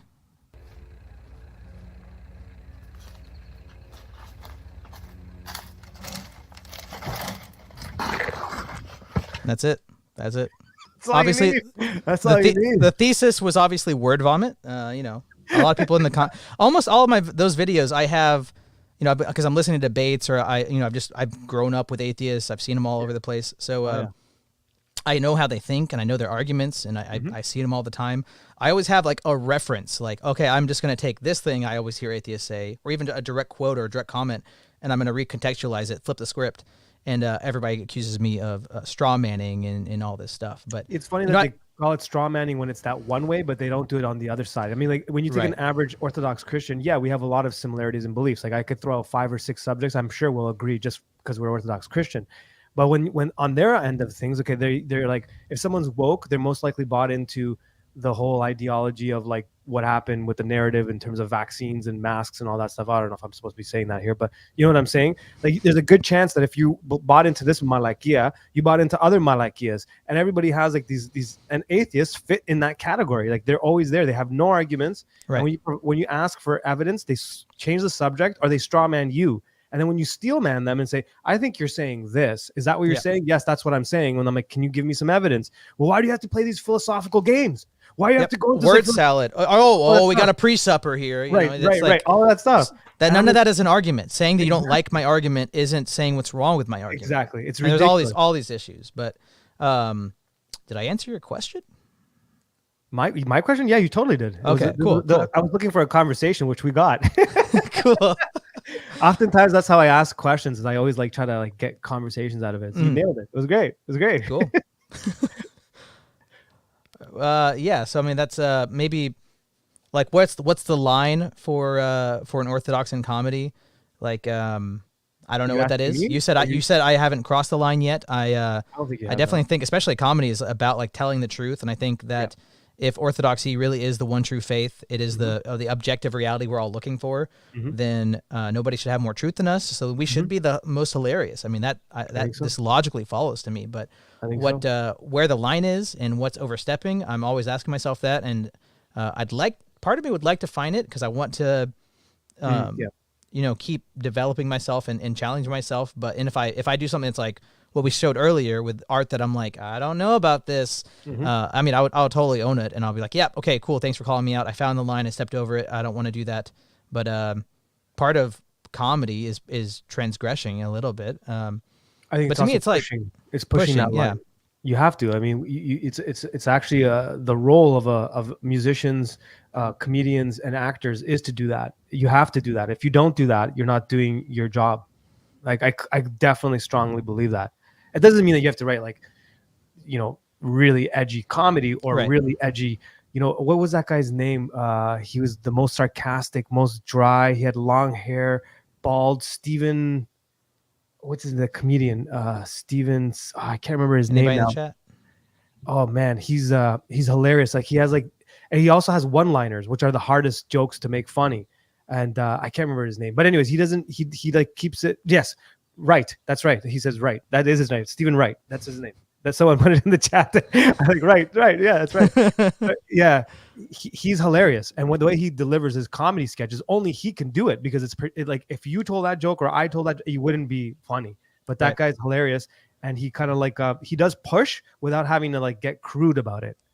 And I think that's like, if you can do that, that's a gift. That's a super big gift. Like Richard Pryor is great, but he's always pushing and pushing and pushing. And I get it. But someone like Stephen Wright, he does it in a way where he could be giving, he could be at a teenage party giving doing his jokes for his routine, or at like an adult party. It's the same thing. Yes, I mean, like you said, if an artist is supposed to tell the truth and push boundaries, and I get accused of being hateful a lot in my comments from atheists, and I'm like, my best friends, the ones I'm closest with, we call each other names. Like my best friend back in Tennessee for years, he's half black, and we'd be listening to his music, rap or whatever in the car, and he'd be like, if you don't say the N-word right now, I'm slapping you and you're getting out of the car and you're not my friend anymore. And I'm like, okay, I don't know. He was like pushing me to be like, lighten up, you know? Yeah. I had homosexual friends that like every time they'd see me, like, bye, F-word. And I'm like, what do I do with that? I don't know. But like I said, let's just go back to 5th grade. I don't hate anybody because I'm making, like, even like you made a Roman Catholic joke and people were offended by it. It's like, I can't help people for what they choose to be offended by or not. But it's like I'm not trying to hurt anybody's feelings. I'm trying to tell the truth, make you laugh, and if we're close, if we're friends, then why wouldn't I? Why wouldn't you? Make fun of me, please. Exactly. Any other questions? Got the driving seat. I'm in the questions. Yeah. Let's see. So since you kind of took on Orthodoxy and you've become Orthodox, has your humor changed? Your taste in like literature, TV, movies, has it changed? Because you came from a very Christian background already, but then you went to Orthodoxy. Was there a difference or was it the same? Well, definitely when I was like 18 to like 22, I was definitely getting into a lot of like edgy stuff, or I really liked reading novels that were violent and they like had descriptions of like pretty crazy descriptions of violent actions.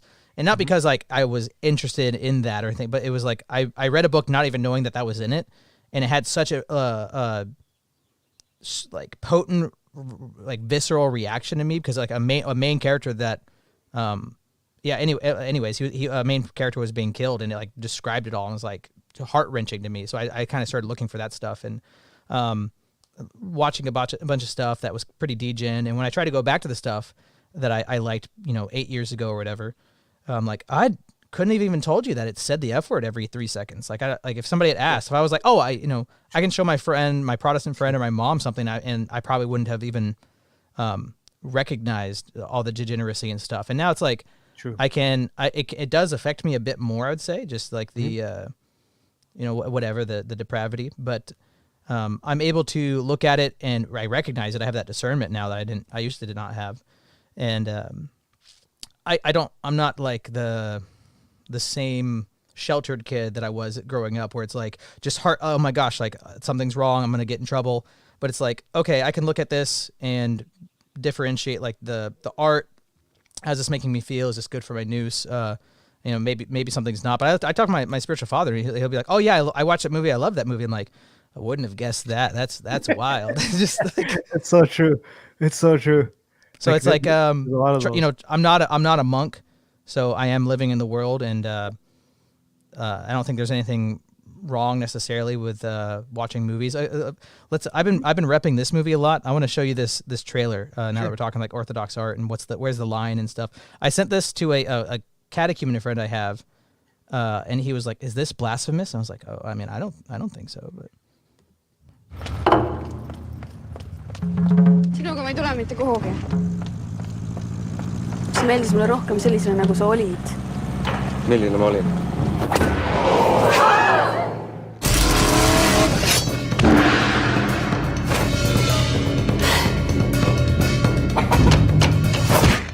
Kung fu. See on keelatud. Kõik kool on Nõukogude Liidus keelatud. Kuidas läheb? Tulin just kloostrist.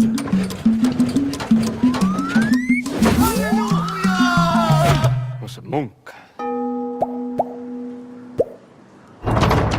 Ma pean endale hea õpetaja leidma. Milleks? Et saada black metal kung fu ässaks. Pühadust teotab. Purjusohv. Irinei juhatama venda. Kõigepealt saastus kuuletuja, püüa. Siis rassakandja. Ja kui veab, siis lõpuks munk. Mina teen mulle kung fu õpetada. Sinusugusele kohmakale. Kui su palve on tugev, siis täituvad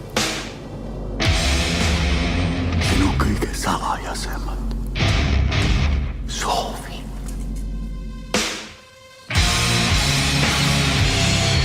Mina tõin teemonid kloostrisse. Teemonid? Need on sinu enda mõtted. Nendega on vaja võidelda. Ükski rohi ei aita! Sul on tugev palve. That's awesome. Ja veel tugevam löök.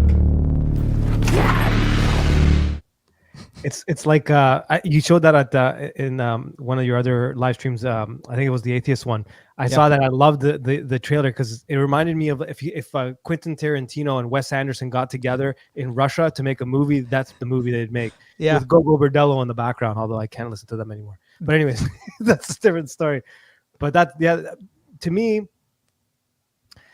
yeah, I could see someone getting bothered by that and offended by it, but it's not a direct offense to. How do I put this without insulting others? Like I think the other example you gave with the skull coming through the Theotokos, I think that was a little bit more direct. That's a little bit more. That's a little closer to Death to the World style. Yeah. Of kind of introducing people to Orthodoxy through this other perspective. Because it wasn't the fact that there was a skull or it was death or anything like that on the Theotokos. It's that you are, I mean, you could look at it a couple different ways of like, you're taking this sacred image that is liturgical. Yes. And you could be like Pat Joey and we're like, the best art is liturgical in the way that like it engages our senses and is involved in it. And like you get your CD or whatever, and you open up and like you have this tactile and all that. You could make those different arguments. But I'm saying it's not a Russian film, it's Estonian technically. But Estonian, okay. The like what was it? Like liturgical is in like this is in the church and the parts of the church worship. This is iconography. This is liturgical art in that sense, where it belongs in the church or in your home, in your your home icon corner. Like Justin Marler, like I mentioned earlier, he took I can't remember what is in he took a church hymn, the one that Saint Nectarios wrote. I can't remember what it's called, and then he put it as a hymn to a song. So it's in the background, the melody's there, but the way he approached it, I don't find it like it's not sacrilege at all. I think it's paying homage and bringing people to the faith. But there's a way. I think that like the performative part of it is a big part of it. Like, is it performative, or do you mean what you mean? Like, a skull coming through the Theotokos is a little bit different to me, rather than like a melody used, in a song. It's a little bit more direct. And then that example you just gave with that trailer, no, I thought that was hilarious. That's pretty awesome. It's such a good movie, and like it's got heart. I look at it like I told my catechumen friend, like if you can look at this as alternate universe kung fu orthodoxy, then like what's the problem? But like it's kind of like when people, like, if you make a joke about Catholics and the Catholics are offended, how dare you be mean to us? It's like if you are able to just suspend your disbelief or whatever it is, if you can look at it as like, this is a bit where there's a stage happening, and right now this is storytelling, I'm doing this bit and we're inside this bit together, we're building it, and we're building this, then you can see it for what it is and what it's trying to communicate. But as soon as you say like you can't do that, the comedy police or whatever it is, then it can fall apart, because now certain things, like maybe it should be like should we question why would you change liturgical art that's not in our tradition? Even just that, or like, what does it mean to put the skull on the Theotokos face? What is trying to be communicated? I forgot my charger. We can keep the conversation going on how much you want to go, but I'll listen. Yeah. Go ahead. Quick. The example, one of the things I was going to point out was like Saint Gabriel, Fool for Christ. Like, his approach to me is a comedian, like an Orthodox style comedian, I guess you could say, if I can say it that way. I don't know if I'm allowed to say it this way, but for example, Saint Gabriel, the Fool, the way he would go about things, like there was like one story where he was pretending to be drunk and he was gathered, I'm going to totally butcher this story, so I apologize to anyone that knows it better than I do. And he was with a group of younger guys, and they were like, he was drinking something, and he was acting like he was completely drunk out of his mind. And one of the guys, as the rest of the group left, stayed behind, and he handed him the wine, and he took a sip out of it, and it wasn't wine, it was like water or whatever. So his performative nature of pretending to be drunk and playing the fool will attract people to Christ if it's done with that intent. And I think that's why that's what distinguishes the difference between like something that's totally like offensive versus something that's kind of pushing the boundaries and trying to get you to think differently. Just that. So can you imagine being that guy? Saint Gabriel hands you this thing and you think he's drunk out of his mind, and you take a sip and you're like, oh, you were messing with us. All of a sudden that guy is instantly Orthodox right away. Yeah. That's going to stick with him forever. Those examples of Saint Paisios, anyways, there's a lot of these great examples that we get from the monks and church fathers where we see how acting different or pushing a boundary can help. So for me, the Death to the World zine, I keep going back to that because it does have a moment in time for me where I was like, whoa, I grew up Orthodox, but this person just showed me a total different image of Orthodoxy that I have. It's familiar, but it's completely different. So I think that movie trailer that you just showed fits in that category for me. It's not the same as, like the Catholic not taking the jokes or whatever. First of all, that bugs me. Like, dude, guys, like, lighten up, man. First of all, you don't even answer questions. That's a whole different conversation. They drive me crazy. They absolutely drive me nuts. But right, you're breaking up a little bit there. Oh, sorry. I was just saying that they drive me nuts. Someone said Saint Gabriel is powerful example. Yeah, so that's what the example I'm giving. Saint Gabriel is one of my favorite examples of like how you can mess with someone for the intention of God, for God's intention, rather than just messing with them for the sake of messing with them. So even the example you gave about you and you guys doing the live stream about the atheism, and people are not really sure what you're into, that gets them interested in looking into it further. And I do the same thing with a lot of my music, or like just the way I'm weird and stuff, and like some of my weird things I put on my albums. Like I have like little sketch comedies on my early album, and that actually got a lot of people to ask me questions about my beliefs that have changed now. So now people are asking me, okay, now that you're Orthodox, how do you view your first album? So it's like pushing the boundaries is important, but not crossing the line is also important. But if you're asking the question, am I crossing the line? I think that keeps us from crossing the line, if that makes any sense. Yeah, and having the humility of like, if I am pushing and I'm trying to push towards the line, like we're, I'm trying to engage and I'm trying to make something and produce something, and I've got all these things to work out in my own self, work out my own salvation. Obviously, I'm gonna make mistakes unless I just am so deluded. I think I'm not gonna make any mistakes. It's like, no, hey, people, like, let me know if I'm off the rails here. I don't want to go off the rails. Of course. And that's a key component. I mean, that's why I think some of the online spaces now in the Orthodox community is really important. I think a lot of us are keeping each other in check. So when someone does step out of the line, which has happened in the last couple of years, as I'm sure we can think of examples, you get put back in check. So like now I'm kind of veering off into a sort of a different subject, but I'm not. I think it's a very similar space. Like Jay Dyer comes up a lot on my podcast. People keep asking me about what I think of the guy. I get these weird messages, and I'm like, they're trying to get me to dislike him, and I'm like, why? You know what I'm saying? Like, how many people have come to the faith because he said some stuff? What's going on? Westford, you're off the rails. Keep going. So, like, to me, like, that's kind of a similar point. Is like people want to attack all these people online, whether they're musicians or comedians or whatever, or they're apologists, and they're not really taking into account what their motivation is and how they're about. What are they achieving? What goal are they achieving? So, going back to Jay Dyer, he gets slammed a lot. And I think it's BS, man.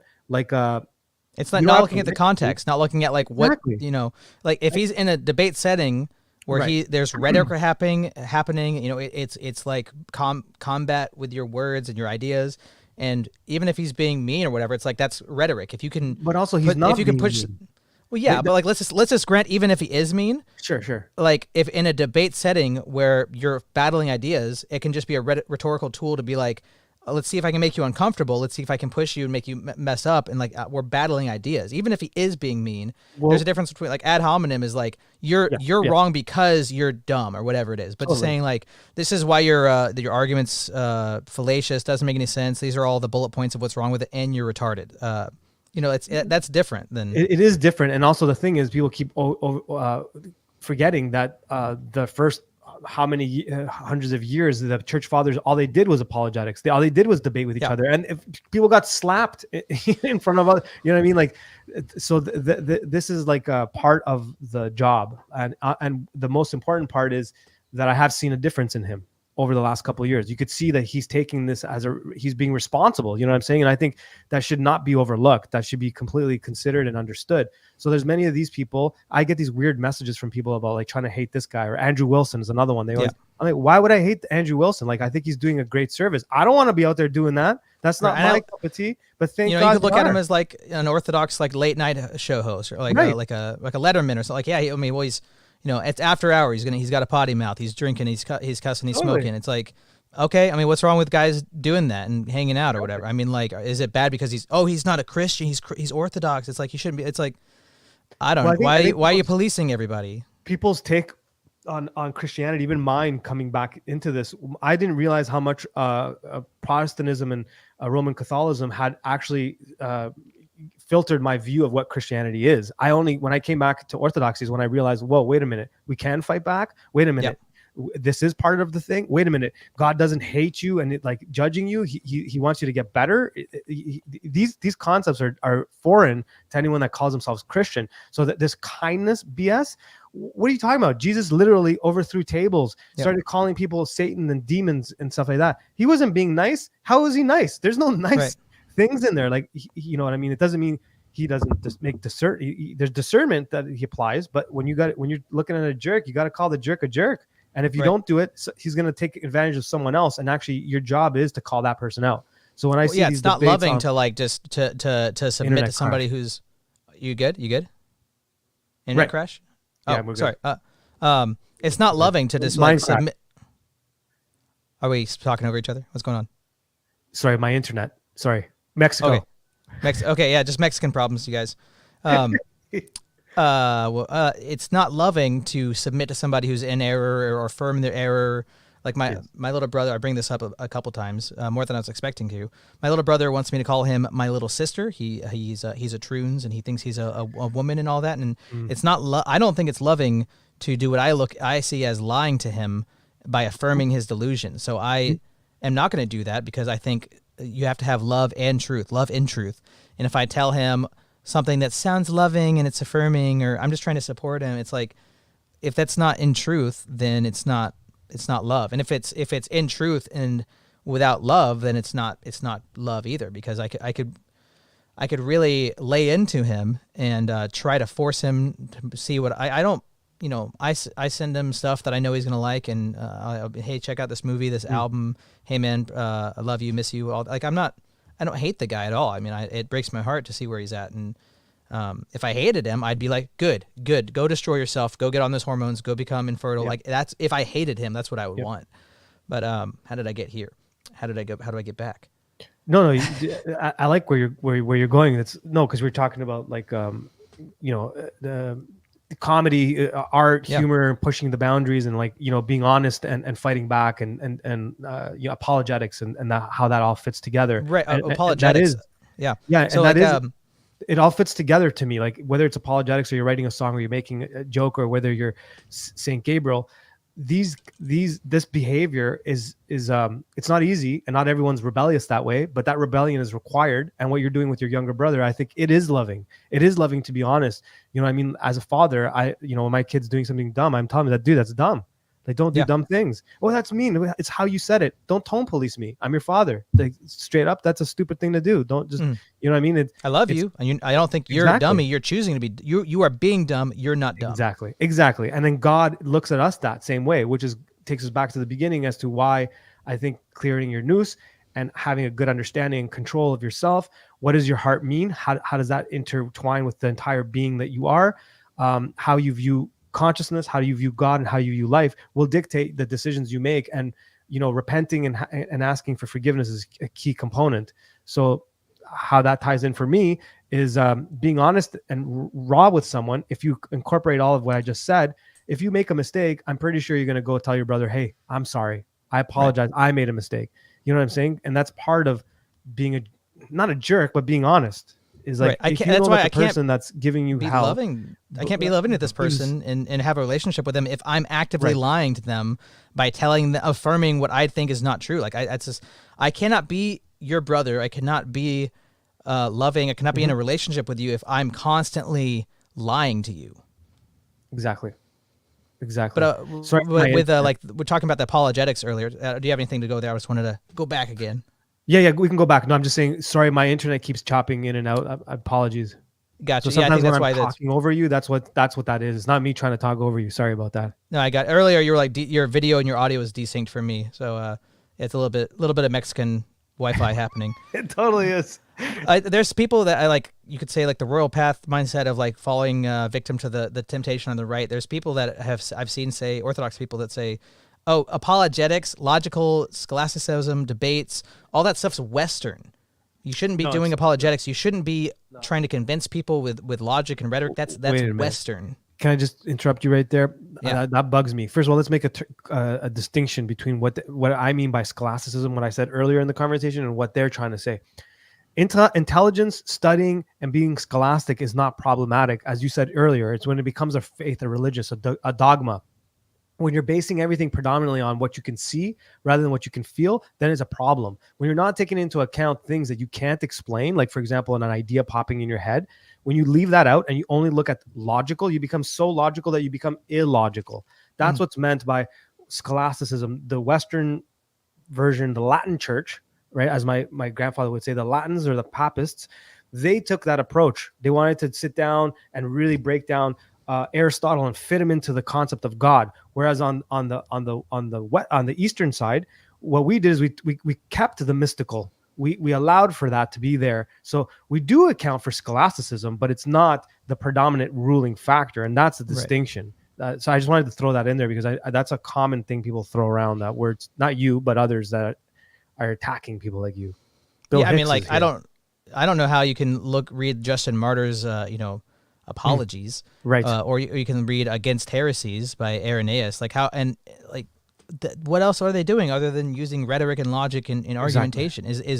Is making arguments, is debate, is all that stuff Western? I mean, was Paul going to Athens and be like, this unknown God, I know that God, I know him, I can tell, I can show you. Was him doing that? These open forum debates, whatever you want to say, public square stuff. Was that Western?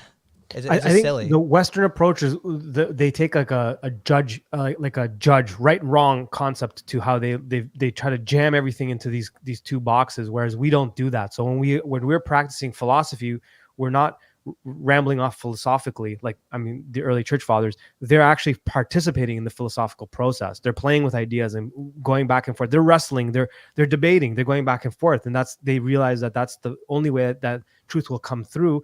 And allowing for the Holy Spirit to be present and guide us to a proper decision. That's taken out of the West. So when they're saying the Western scholasticism, I think that's the part that's missing. Like there's like the monarchy of the Pope really ruins a conversation, because you and I can have points. You might have some good points. I might have some good points, and we're debating. And some guy walks in and goes, "I think it's this," and then we all just stop and we just like, okay, it's what he said. That's not going to work. That's not proper debate. That's not proper conversation. That's not real scholasticism. Like that's lazy, right? And that's tyranny at its best. Anyways, I went off again. That's okay. That's what we're doing. I mean, we need like the main thing I thought we were going to talk about. We didn't even get to, so we'll have to do this again sometime. I thought we were going to talk about like subcultures and like how it's changed over the years and like all bands and such. But hey, this has been great. Yeah, I mean, we hit a lot of the stuff. Is there anything, anybody got any questions for Mano? I don't want to keep you too long. Yeah, no worries. Yeah, I'll probably go in like 10, 15 minutes if that's cool. Okay. Anybody have any questions for Mano? Mano, do you want to plug yourself one more time since there's maybe people who weren't here earlier? Sure. My name is Mano Elia. I do a podcast called The Study of Stuff. I also do a radio show every Sunday called SOS Radio. SOS stands for The Study of Stuff, of course, where we just it's like a variety show. It's changed quite a bit. It's actually become the hub of our what we do now. I have guests come on and they talk a little bit. 5 minutes, they plug their stuff or whatever. I have guest DJs come on. We joke around. We play Jerky Boys. We play music. We do whatever. And yeah, I guess you can find all my stuff at my website, manoelia.com. I'm on Instagram mostly. If I had to pick a social media platform, that would be the one. I'm under The Study of Stuff. I'm also under Mano. And if you want to help support, our Patreon is up now. We're actually working on some big projects, so I'm going to start pushing that a bit more in the future. And yeah, I'm on YouTube, whatever, Rumble. What would somebody expect if they check you out this Sunday to check out SOS Radio? What could they expect? This Sunday I'm working on. I'm actually working on the theme. This Sunday I'm going to have a guest on. There's one I haven't asked yet, and one is you. So that would be like Yes. So you're in on this Sunday? Yeah. So we're making this public. We're good. Sure. Yeah, awesome. Yeah. So usually, like, I'll have like you come on for 5 minutes. You kind of give us a review of whatever you want. It could be something that you're working on, something you've worked on, or just some jokes or joke around, that kind of thing. So you're welcome this Sunday to jump in.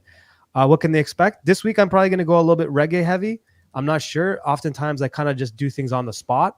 I noticed like usually there's a vibe and I kind of run with it. We definitely have a couple of new interesting videos we're developing that we'll probably play on air. But yeah, music. I play things I love.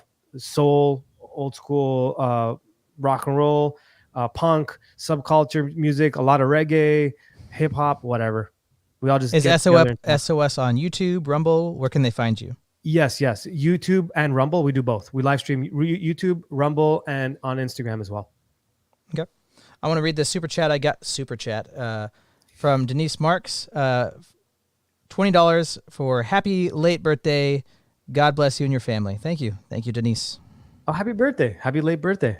Thank you. Yeah, I turned 29 yesterday. So I don't know if you saw that stream. I took it down. I was asked by my Lebanese friend for the sake of his health and safety and his family, because we made a lot of Muslim jokes. And he was like, I live in a predominantly Muslim country. I'd like to keep my head on my shoulders. Can you please? Understood. So, if anybody wants to see it, privately message me. It's unlisted. And it was there. I'll probably clip some stuff. There were some pretty funny things that happened, but it was definitely just a chill, what do you guys want to do stream for my birthday. That's awesome. Oh, actually, can I not plug something, but talk about something that I'm kind of working on that might affect people like yourself? And so I started this thing called The Network. You're in one of the groups on Telegram, and I'm starting slow and just kind of, being careful. But the whole premise of that is to help people like yourself, myself, and other content creators that are mostly Orthodox. They don't have to be specifically Orthodox, but have to have that kind of thing. And what we're doing is we're preparing for when they start to shut us all down. And we're building like not just like Rockfin or this and that, something a little bit different. So we're building this thing. I'm calling it The Network. I can't talk too much about it because it's in production, and I have a few people that don't want me to say too much just yet, but it's going to grow into something bigger for people like us that want to just put out content and stream. And it'll be kind of like a network / old school record label, where the artists that we have on our platform, we don't own any of their masters. We don't own any of their material. They own it 100% completely. And it's not like that. It's kind of designed after the Orthodox Church. I didn't intend it that way because I developed this idea before COVID. And then after, when I went back to Orthodoxy, I'm like, oh, basically this is completely decentralized like the Orthodox Church. So anyways, yeah, The Network. If anyone wants to find out more about that, just, follow me on Instagram or whatever and send me a message and I'll put you in the groups. We're on Telegram, we're on Instagram, and we're going to be building a platform through a couple of other paid sites where we can have people like us hosted. No matter what we want to say, we can say, as well as when they try to take us down, they won't be able to. It'll be future-proof. I call it future-proof, built on blockchain. Okay, yeah, I was gonna say that. Like, I've heard like Jay Dyer say like it could be even in the future, like monastics could adopt some kind of blockchain and be able to keep, Orthodox books or patristic writings or whatever it is, because like monasteries, like we were talking about earlier, were a way for civilization to progress in like as a frontier, but it's also a way for monastics would obviously like develop things like wine, beer making, and all these things, but they'd also collect different pagan mythologies and all this stuff. They translate things. They would do work to like kind of keep knowledge and culture and stuff. It was more than that. So Jay Dyer has speculated that it could be like they have these servers in the monasteries that are on the blockchain. They're decentralized as just a way to keep these different parts of like Orthodox culture and patristic stuff alive. We've actually started our own little server that is not on grid, so that they can't even do anything about it. They'd have to come into our house to what's my Instagram page, Mano Elia, or The Study of Stuff. Probably The Study of Stuff. Follow me there. Yeah, you'll see it come up. But yeah, we are building this thing, and we're trying to do things now. We already have a couple, like we just put out an article for Tim Thompson and a few other people. But the intention is to help people like yourself, me, and a bunch of us kind of stay together, keep connected. And if things go where I think they're going to go in the next 4 or 5 years, we'll actually have a pipeline from Mexico to the U.S. I have some big plans. So Texas is on my list. I have a lot of people in Texas, Tennessee, and Montana that are reaching out through the network. So we're trying to hook everybody up. So if things go astray, which I'm pretty sure they will on one way or another, we'll all have connections. Yeah, I mean, if it's not pipeline. This decade, it's going to be next decade. I mean, they're always going to be working towards their plans. It's going to be soon, man. Like, I mean, yeah, I agree. I don't think they want to wait too long. But I mean, it's the question of like, was this last event a couple years ago, was that a test run? Did they think they were going to be able to do everything all at once? Did they have to pull back? Was it a psyop? Did they intend to wake people up? I mean, there's tons of all these questions of like, how do you contextualize that? What was the intent? My opinion. So first of all, I got into that stuff before 2020. I was actually telling people that it was going to happen in 2019 because of a couple of people I was following and writing.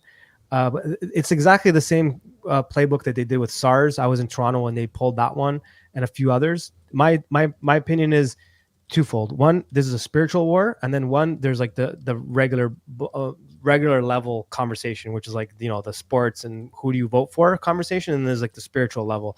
On a spiritual level, they can't wait anymore. I believe this even before I came back to Orthodoxy. I think the time is running out for them. Yeah. The great deceiver is really doing his best to get things going. I think the writing is literally on the wall. I'm not predicting that it'll happen in the next couple of years, but something's up. So I don't think they had. I think their time is clicking. Their clock is clicking. Then there's like the practical. Yes, all of that stuff. The lockstep document from 2009 was pretty clear on what was going to happen. So I was one of the guys that read that in 2009. So when I saw all this stuff, I'm like, dude, it's literally here, page 18. I could tell you right now, it's page 18, the Rockefeller Foundation document called Lockstep. It's right there. Anyways, so I think on a practical, simple, worldly level, time is running out because the financial system couldn't keep. They didn't solve the problem in 2008. They didn't solve the problem at that time, so they just kind of kicked. Were they trying to? They weren't. I mean, they wanted to dismantle society. It's clear, right? And they make the problem, and then they're like, "Oh wow, it's so convenient. We have the solution that you guys all need for safety and security." Yep. Yeah, it's true, and you could even see it in a lot of documents written and books written, you know, from John Coleman onward. It's clear they've been planning this for a very long time. I think personally, it's I think they took notes. I think that's what 2020 was. Yeah. They tried a whole bunch of stuff and they took notes on what worked and what didn't work, and they're planning for the next one that'll work even better. Because SARS, I'm old enough to remember that directly because I was also in the restaurant industry, and it suffered big time. And Toronto had a big concert. I think it was next to Woodstock. I think it was like the third biggest ever. We called it SARS stock, and it was literally a concert where AC/DC, Rush, and all these bands came to play to make money for Toronto because they lost so much money from the service industry. So they tried this with SARS in 2005 or whatever it was, something like that. And I remember how that went, and it was weird. When this happened in 2020, it had a lot of the same vibe that did. So in my opinion, partially it was planned, partially they don't have a choice. And I think the bigger goal is definitely a satanic plot. I've always felt that way. I just didn't call it satanic at the time. Now I'm calling it satanic. Somebody said they remember, Natasha says they remember the bird flu and swine flu. I mean, I remember like West Nile and all these different things in high school. They never had like the same, obviously like global impact that 2020 had. So it was all that just, prep, because like it was George Carlin who was talking about like, because 2020, this was really getting spread around, but he was talking about like how everybody's going to be losing their freedom because they're scared to get sick. When he was a kid, him and his brother were swimming through the sewage in New York City, and their immune system was great, but everybody's going to be sick and fragile from all of the preservatives and all of the antiseptics, all of the whatever, the hand sanitizer, and absolutely, he has a whole stand up just about like kind of predicting 2020 is going to happen. For sure. This is a weird time to be alive, my friend. Yeah, always interesting. I feel like everybody, all ages, could say that's interesting to be alive. Usually when people talk about pipelines from Mexico to the U.S., I get concerned, but this sounds good. Yeah, I'm working on a good one. Also, a lot of what you guys hear about Mexico isn't true. Yeah? Like, what do you mean? What do we say? What do we hear about it? Not just Americans, like anyone outside of Mexico, especially Canadians and Americans, because people think like cartels everywhere. It's like dangerous. It's all this stuff. Yeah, there are areas that for sure that's true, but it's not like in America, everywhere. like I would say that went to more LA for the scared, first time, and my wife and I had like 3 or 4 hours to kill before we had to catch a plane. And we're like, let's just go on and walk. Like the airport's like 2 hours away. We've got 4 or 5 hours. Let's like walk, maybe see some shops or whatever. We're walking. It's like total tent city. I don't know how close we were to some, famous ghetto places, but we were like getting concerned as we're walking, and it's just getting more and more dystopian. And a fire truck pulls up, and a guy big buff guy jumps out. I was like, are you guys waiting on an Uber? What's going on? Do you have a ride? Or will we be here in a minute? Are you guys okay? And we're like, no, we're just walking through town. We've never been to LA. And he's like, oh dear God, let me call you an Uber. I will sit here and wait. If I hadn't showed up, you guys would have disappeared and been sold for parts. Yep. That doesn't happen here.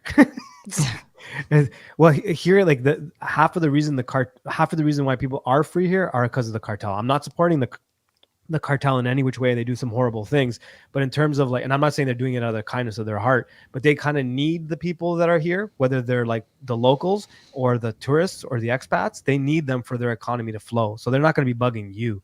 They usually bug each other unless you do something dumb, or if you go to like their areas, which you don't want to do. But you don't want to be selling things here, if you know what I'm saying. If you start selling things here, yeah, you're gonna get. But if you're just minding your own business, whatever, you help their economy. So there's that. Makes sense. There's that, and they also own their own oil here, so that's a big deal. What other misconceptions are there of Mexico from the outside? The people here are like, I'm sure everyone will say, oh, I always thought Mexicans were really cool. No, Mexicans are super cool. They're really, really like family oriented. They love their families. They're all about hanging out, partying, but they also do it with a family environment. So it's not like what I thought. I thought it'd be like a bunch of like partying how we see it in Canada and the US, which is usually like you leave the kids at home and you go out and get blasted and you show up in the morning and you're like, oh, nothing happened. It's not like that. Like they're actually having festival fun, like kids all playing with each other, parents just drinking. It's very family oriented. People here are incredible. Really, really, really cool. Are the communities more integrated? Because like here in the States, almost everywhere we have, it's basically just like suburbs. We're all close together, but there aren't actual communities. It's not a village. It's just like you could live next to the same person for 40 years and not even know their name. Where I am, it's pretty interconnected. There isn't a lot of that, but if you go into the bigger cities, like obviously Mexico City or Querétaro, places outside of there, yeah, I think it's like that. They have suburbs and cities. It is like that. They have suburbs and cities, and they're kind of becoming more westernized. So I'm starting to, what I'm seeing a lot of the things that we saw early on, like the last 10, 15 years, like all the isms kind of taking over our lives, like the feminisms, racisms, all that stuff. That's starting to trickle in here heavy. And I'm just kind of be like, dude, do you want to see where this ends up? Why don't you go look at California or Toronto? Come on, go. Exactly. Go look at them. Go look at Canada and the US and tell me if that's what you want.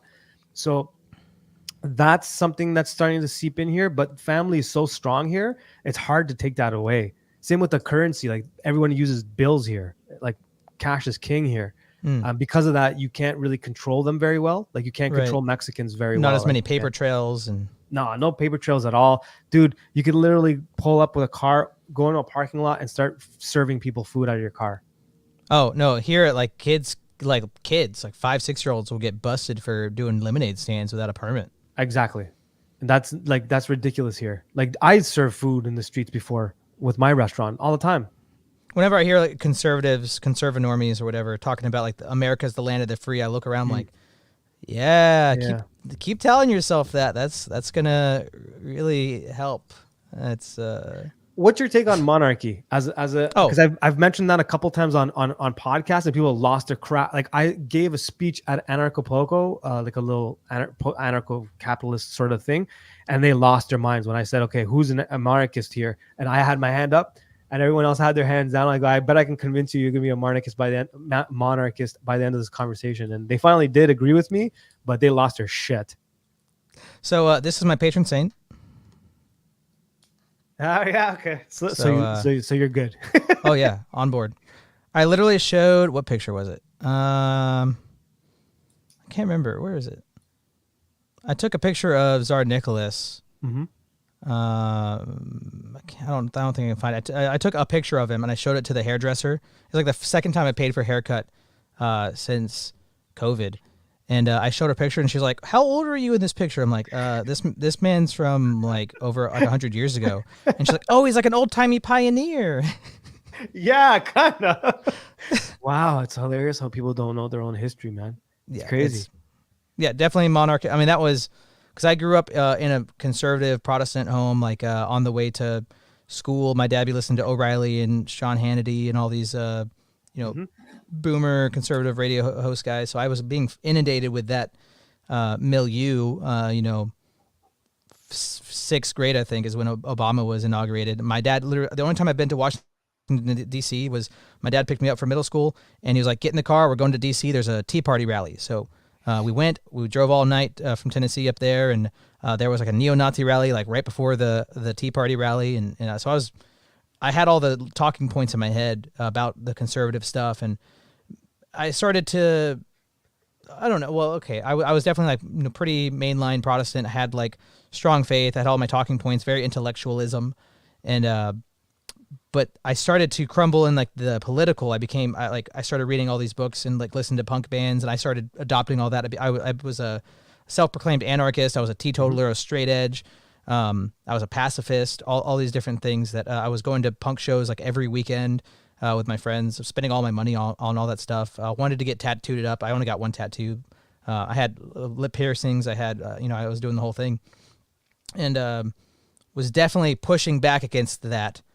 But I don't think it was necessarily from like the screw you, Dad. It was like I'm being convinced by these arguments, even if they're not like the best arguments looking back on them. Yeah. I do think there's a lot of things that I would agree with the anarchist and that rebellion spirit about, like, yeah, if we're in this crazy society and there's all these problems with democracy and there's all these problems with modern life, then Natasha, that is communist propaganda. How dare you?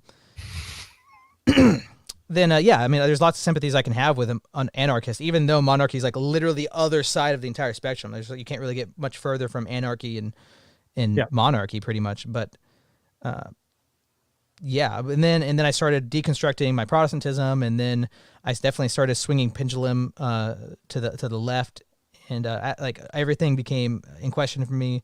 And then I started to come back into the conservatism, and I voted for Trump in 2020, and I was definitely like rah America for like a year and a half, 2 years or something like that. And then coming to Orthodoxy, I just listened to Jay Dyer and I listened to these people talk about monarchy, and I had this like negative reaction, like, no, I'm an American, it's part of my heritage. And then eventually I was like, yeah, I can't. Yeah, again, just like how my Orthodox priest destroyed me, all of my logical arguments, I was like, yeah, I can't defend this anymore. And eventually I chose Tsar Nicholas as my patron.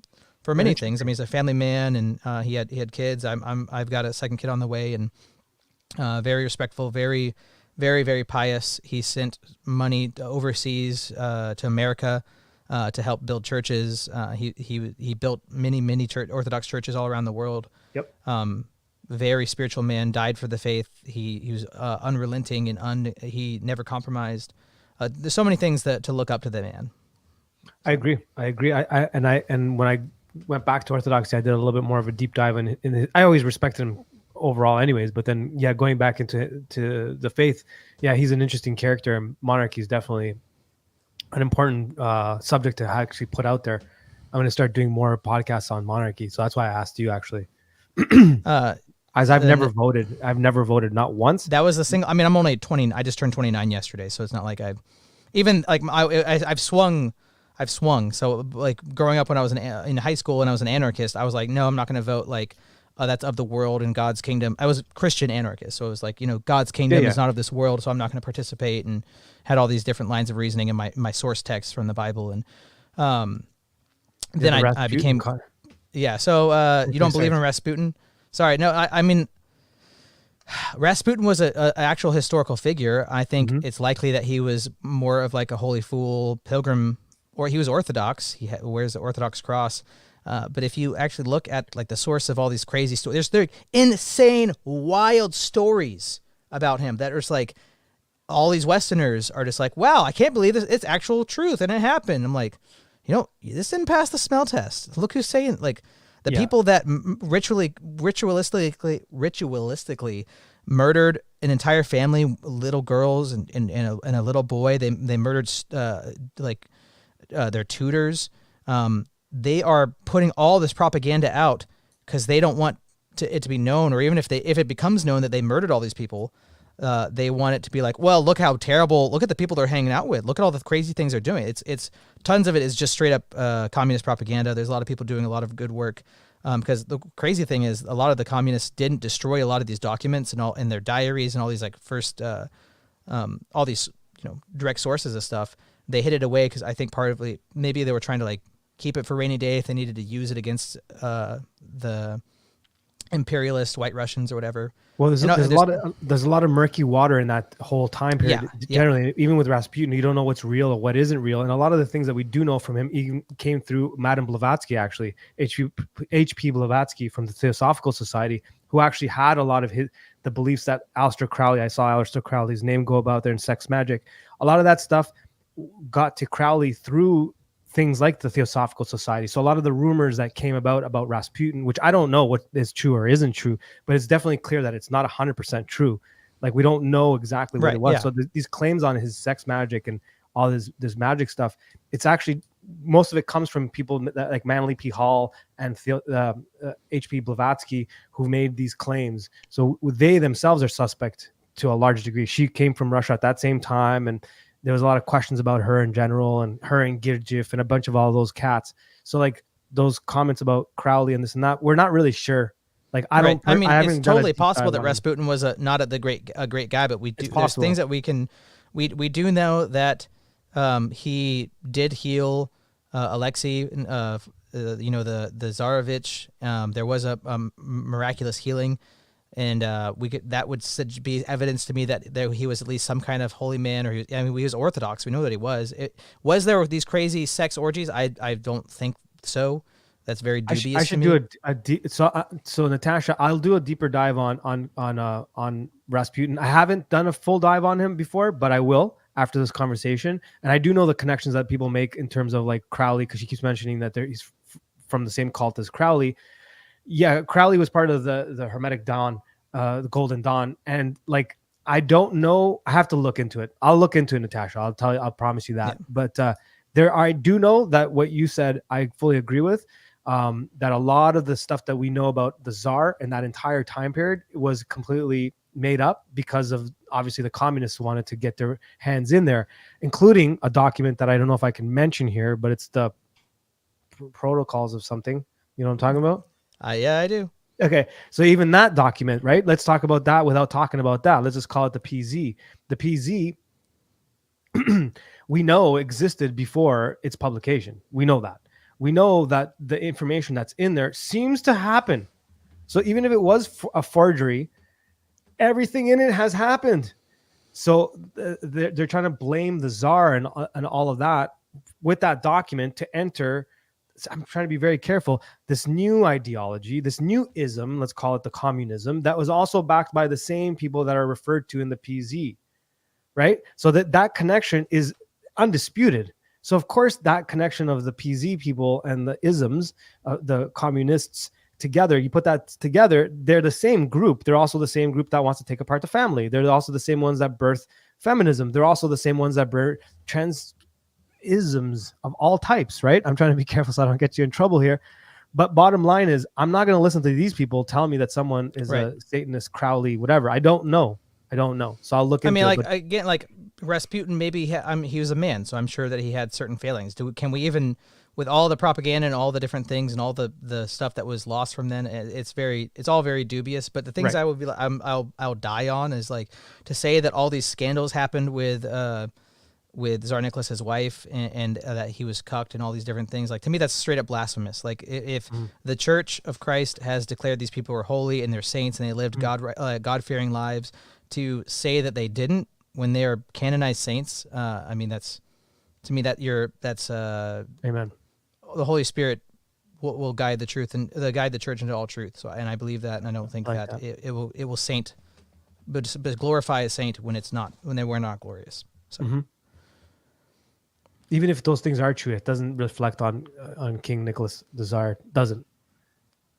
Yeah. If Rasputin was a Crowleyan weirdo, like, okay, like, sure, maybe we can grant that. I don't know if I haven't looked at the sources of those things too much.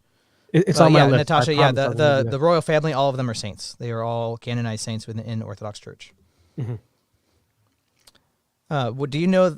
I believe I'm correct on this. Do you know where the PZ comes from? Where does it come from? What do you mean? Like what country? What where it was exposed or brought into the light or brought into the world. It was brought by the same man that brought the document, the written biography of Saint Seraphim Sarov, his interaction with Montaleva. Oh, yeah. It's said to have come through Russia and published there by but they're not really sure where. I mean, the claim is it was notes left behind from a meeting. Right. This is the claim. And then that claim is like, okay, so then there's like, with this conspiracy, it gets kind of funky because there's all like they come from here and they come from there. That's a difficult conversation to have in code, if you know what I'm saying. Yeah. Yeah. So like where it came from, it definitely was published first and seen first through Russia. And that to me was intentional because that makes you it's the classic game, right? There are those haters. They're haters of that, right? So it's so easy. That's always the same play. It's biblical. It's a biblical play. It's happened from the time immemorial, right? Even right down to the Crusades. You still had these isms. Like you still had this problem here. You know what I'm saying? And if you look at like the Hospitallers versus the Crusaders, which are not Orthodox, neither of them, they did more disaster to us than the Ottomans did. But even that was a play on this. They were all Kabbalists. They all participated in those Kabbalistic sects. One of the things is the claim that they've castrated themselves and all that. It's like this bizarre, weird stuff that has nothing to do with us. And by us, I mean true Christianity. I'll just say it. I think it's interesting that my laptop right here that I'm streaming on is being lifted up by an E. Michael Jones book. You might know the one I'm talking about. Yeah, I think I do. Yeah, so it's interesting little connections, Okay, all right. This is I like the code. Yeah, it's there's not too much I can say. I love bagels. Bagels are very good. Yeah, they are good. They're the best in Montreal, Canada. I'll represent. I've only been to Vancouver and Victoria. Oh yeah, BC. Yeah, both pretty woke. Yeah, I mean, well, I will give Victoria credit. When we went, I was like, I would pay a PI to look and locate a single piece of garbage. I don't see any litter. It's incredible. In America, there's time there was like, why is there a couch? Why is there a whole living room just in this ditch over here? Yeah, it's true. It's so true. My brother, I definitely got to go in a bit because I think I'm just getting messages about finishing dinner. Sorry, man. Oh, I got you. Yeah, I got stuff to take care of here too. One more time, you want to plug your channel? Just for anybody that I see some new names. Yeah, on any of the socials, it's always Mano Elia or The Study of Stuff. That's on Instagram. Mostly I'm active there. YouTube, The Study of Stuff. My website is manoelia.com. If you want to help support what we're trying to do and build a network and a few other projects we have coming, Patreon is something we just started. And if you want to be part of our of the network chat groups that we have on Telegram and on Instagram, just send me a message on The Study of Stuff on Instagram, The Study of Stuff on Instagram, and just send me a DM and I'll put you in the group. Yeah, and I'll be on Mano's radio show, The Study of Stuff, SOS Radio. That's right. This Sunday, so come check it out, guys. Come hang out. It'll be a good old time. And Mano, thank you so much for coming on. It's been a pleasure, man. Thank you, brother. I really appreciate you having me on. It's been great. It was a really fun conversation. Yeah, of course. And we'll actually talk about some more music stuff next time. But we did a little bit, so. Yeah, it's always time for music. Don't worry. We'll do another. All right. Well, thanks, guys. Thanks for watching. Please like, comment, subscribe, do all of the YouTube things I'm supposed to say. Peace out, y'all.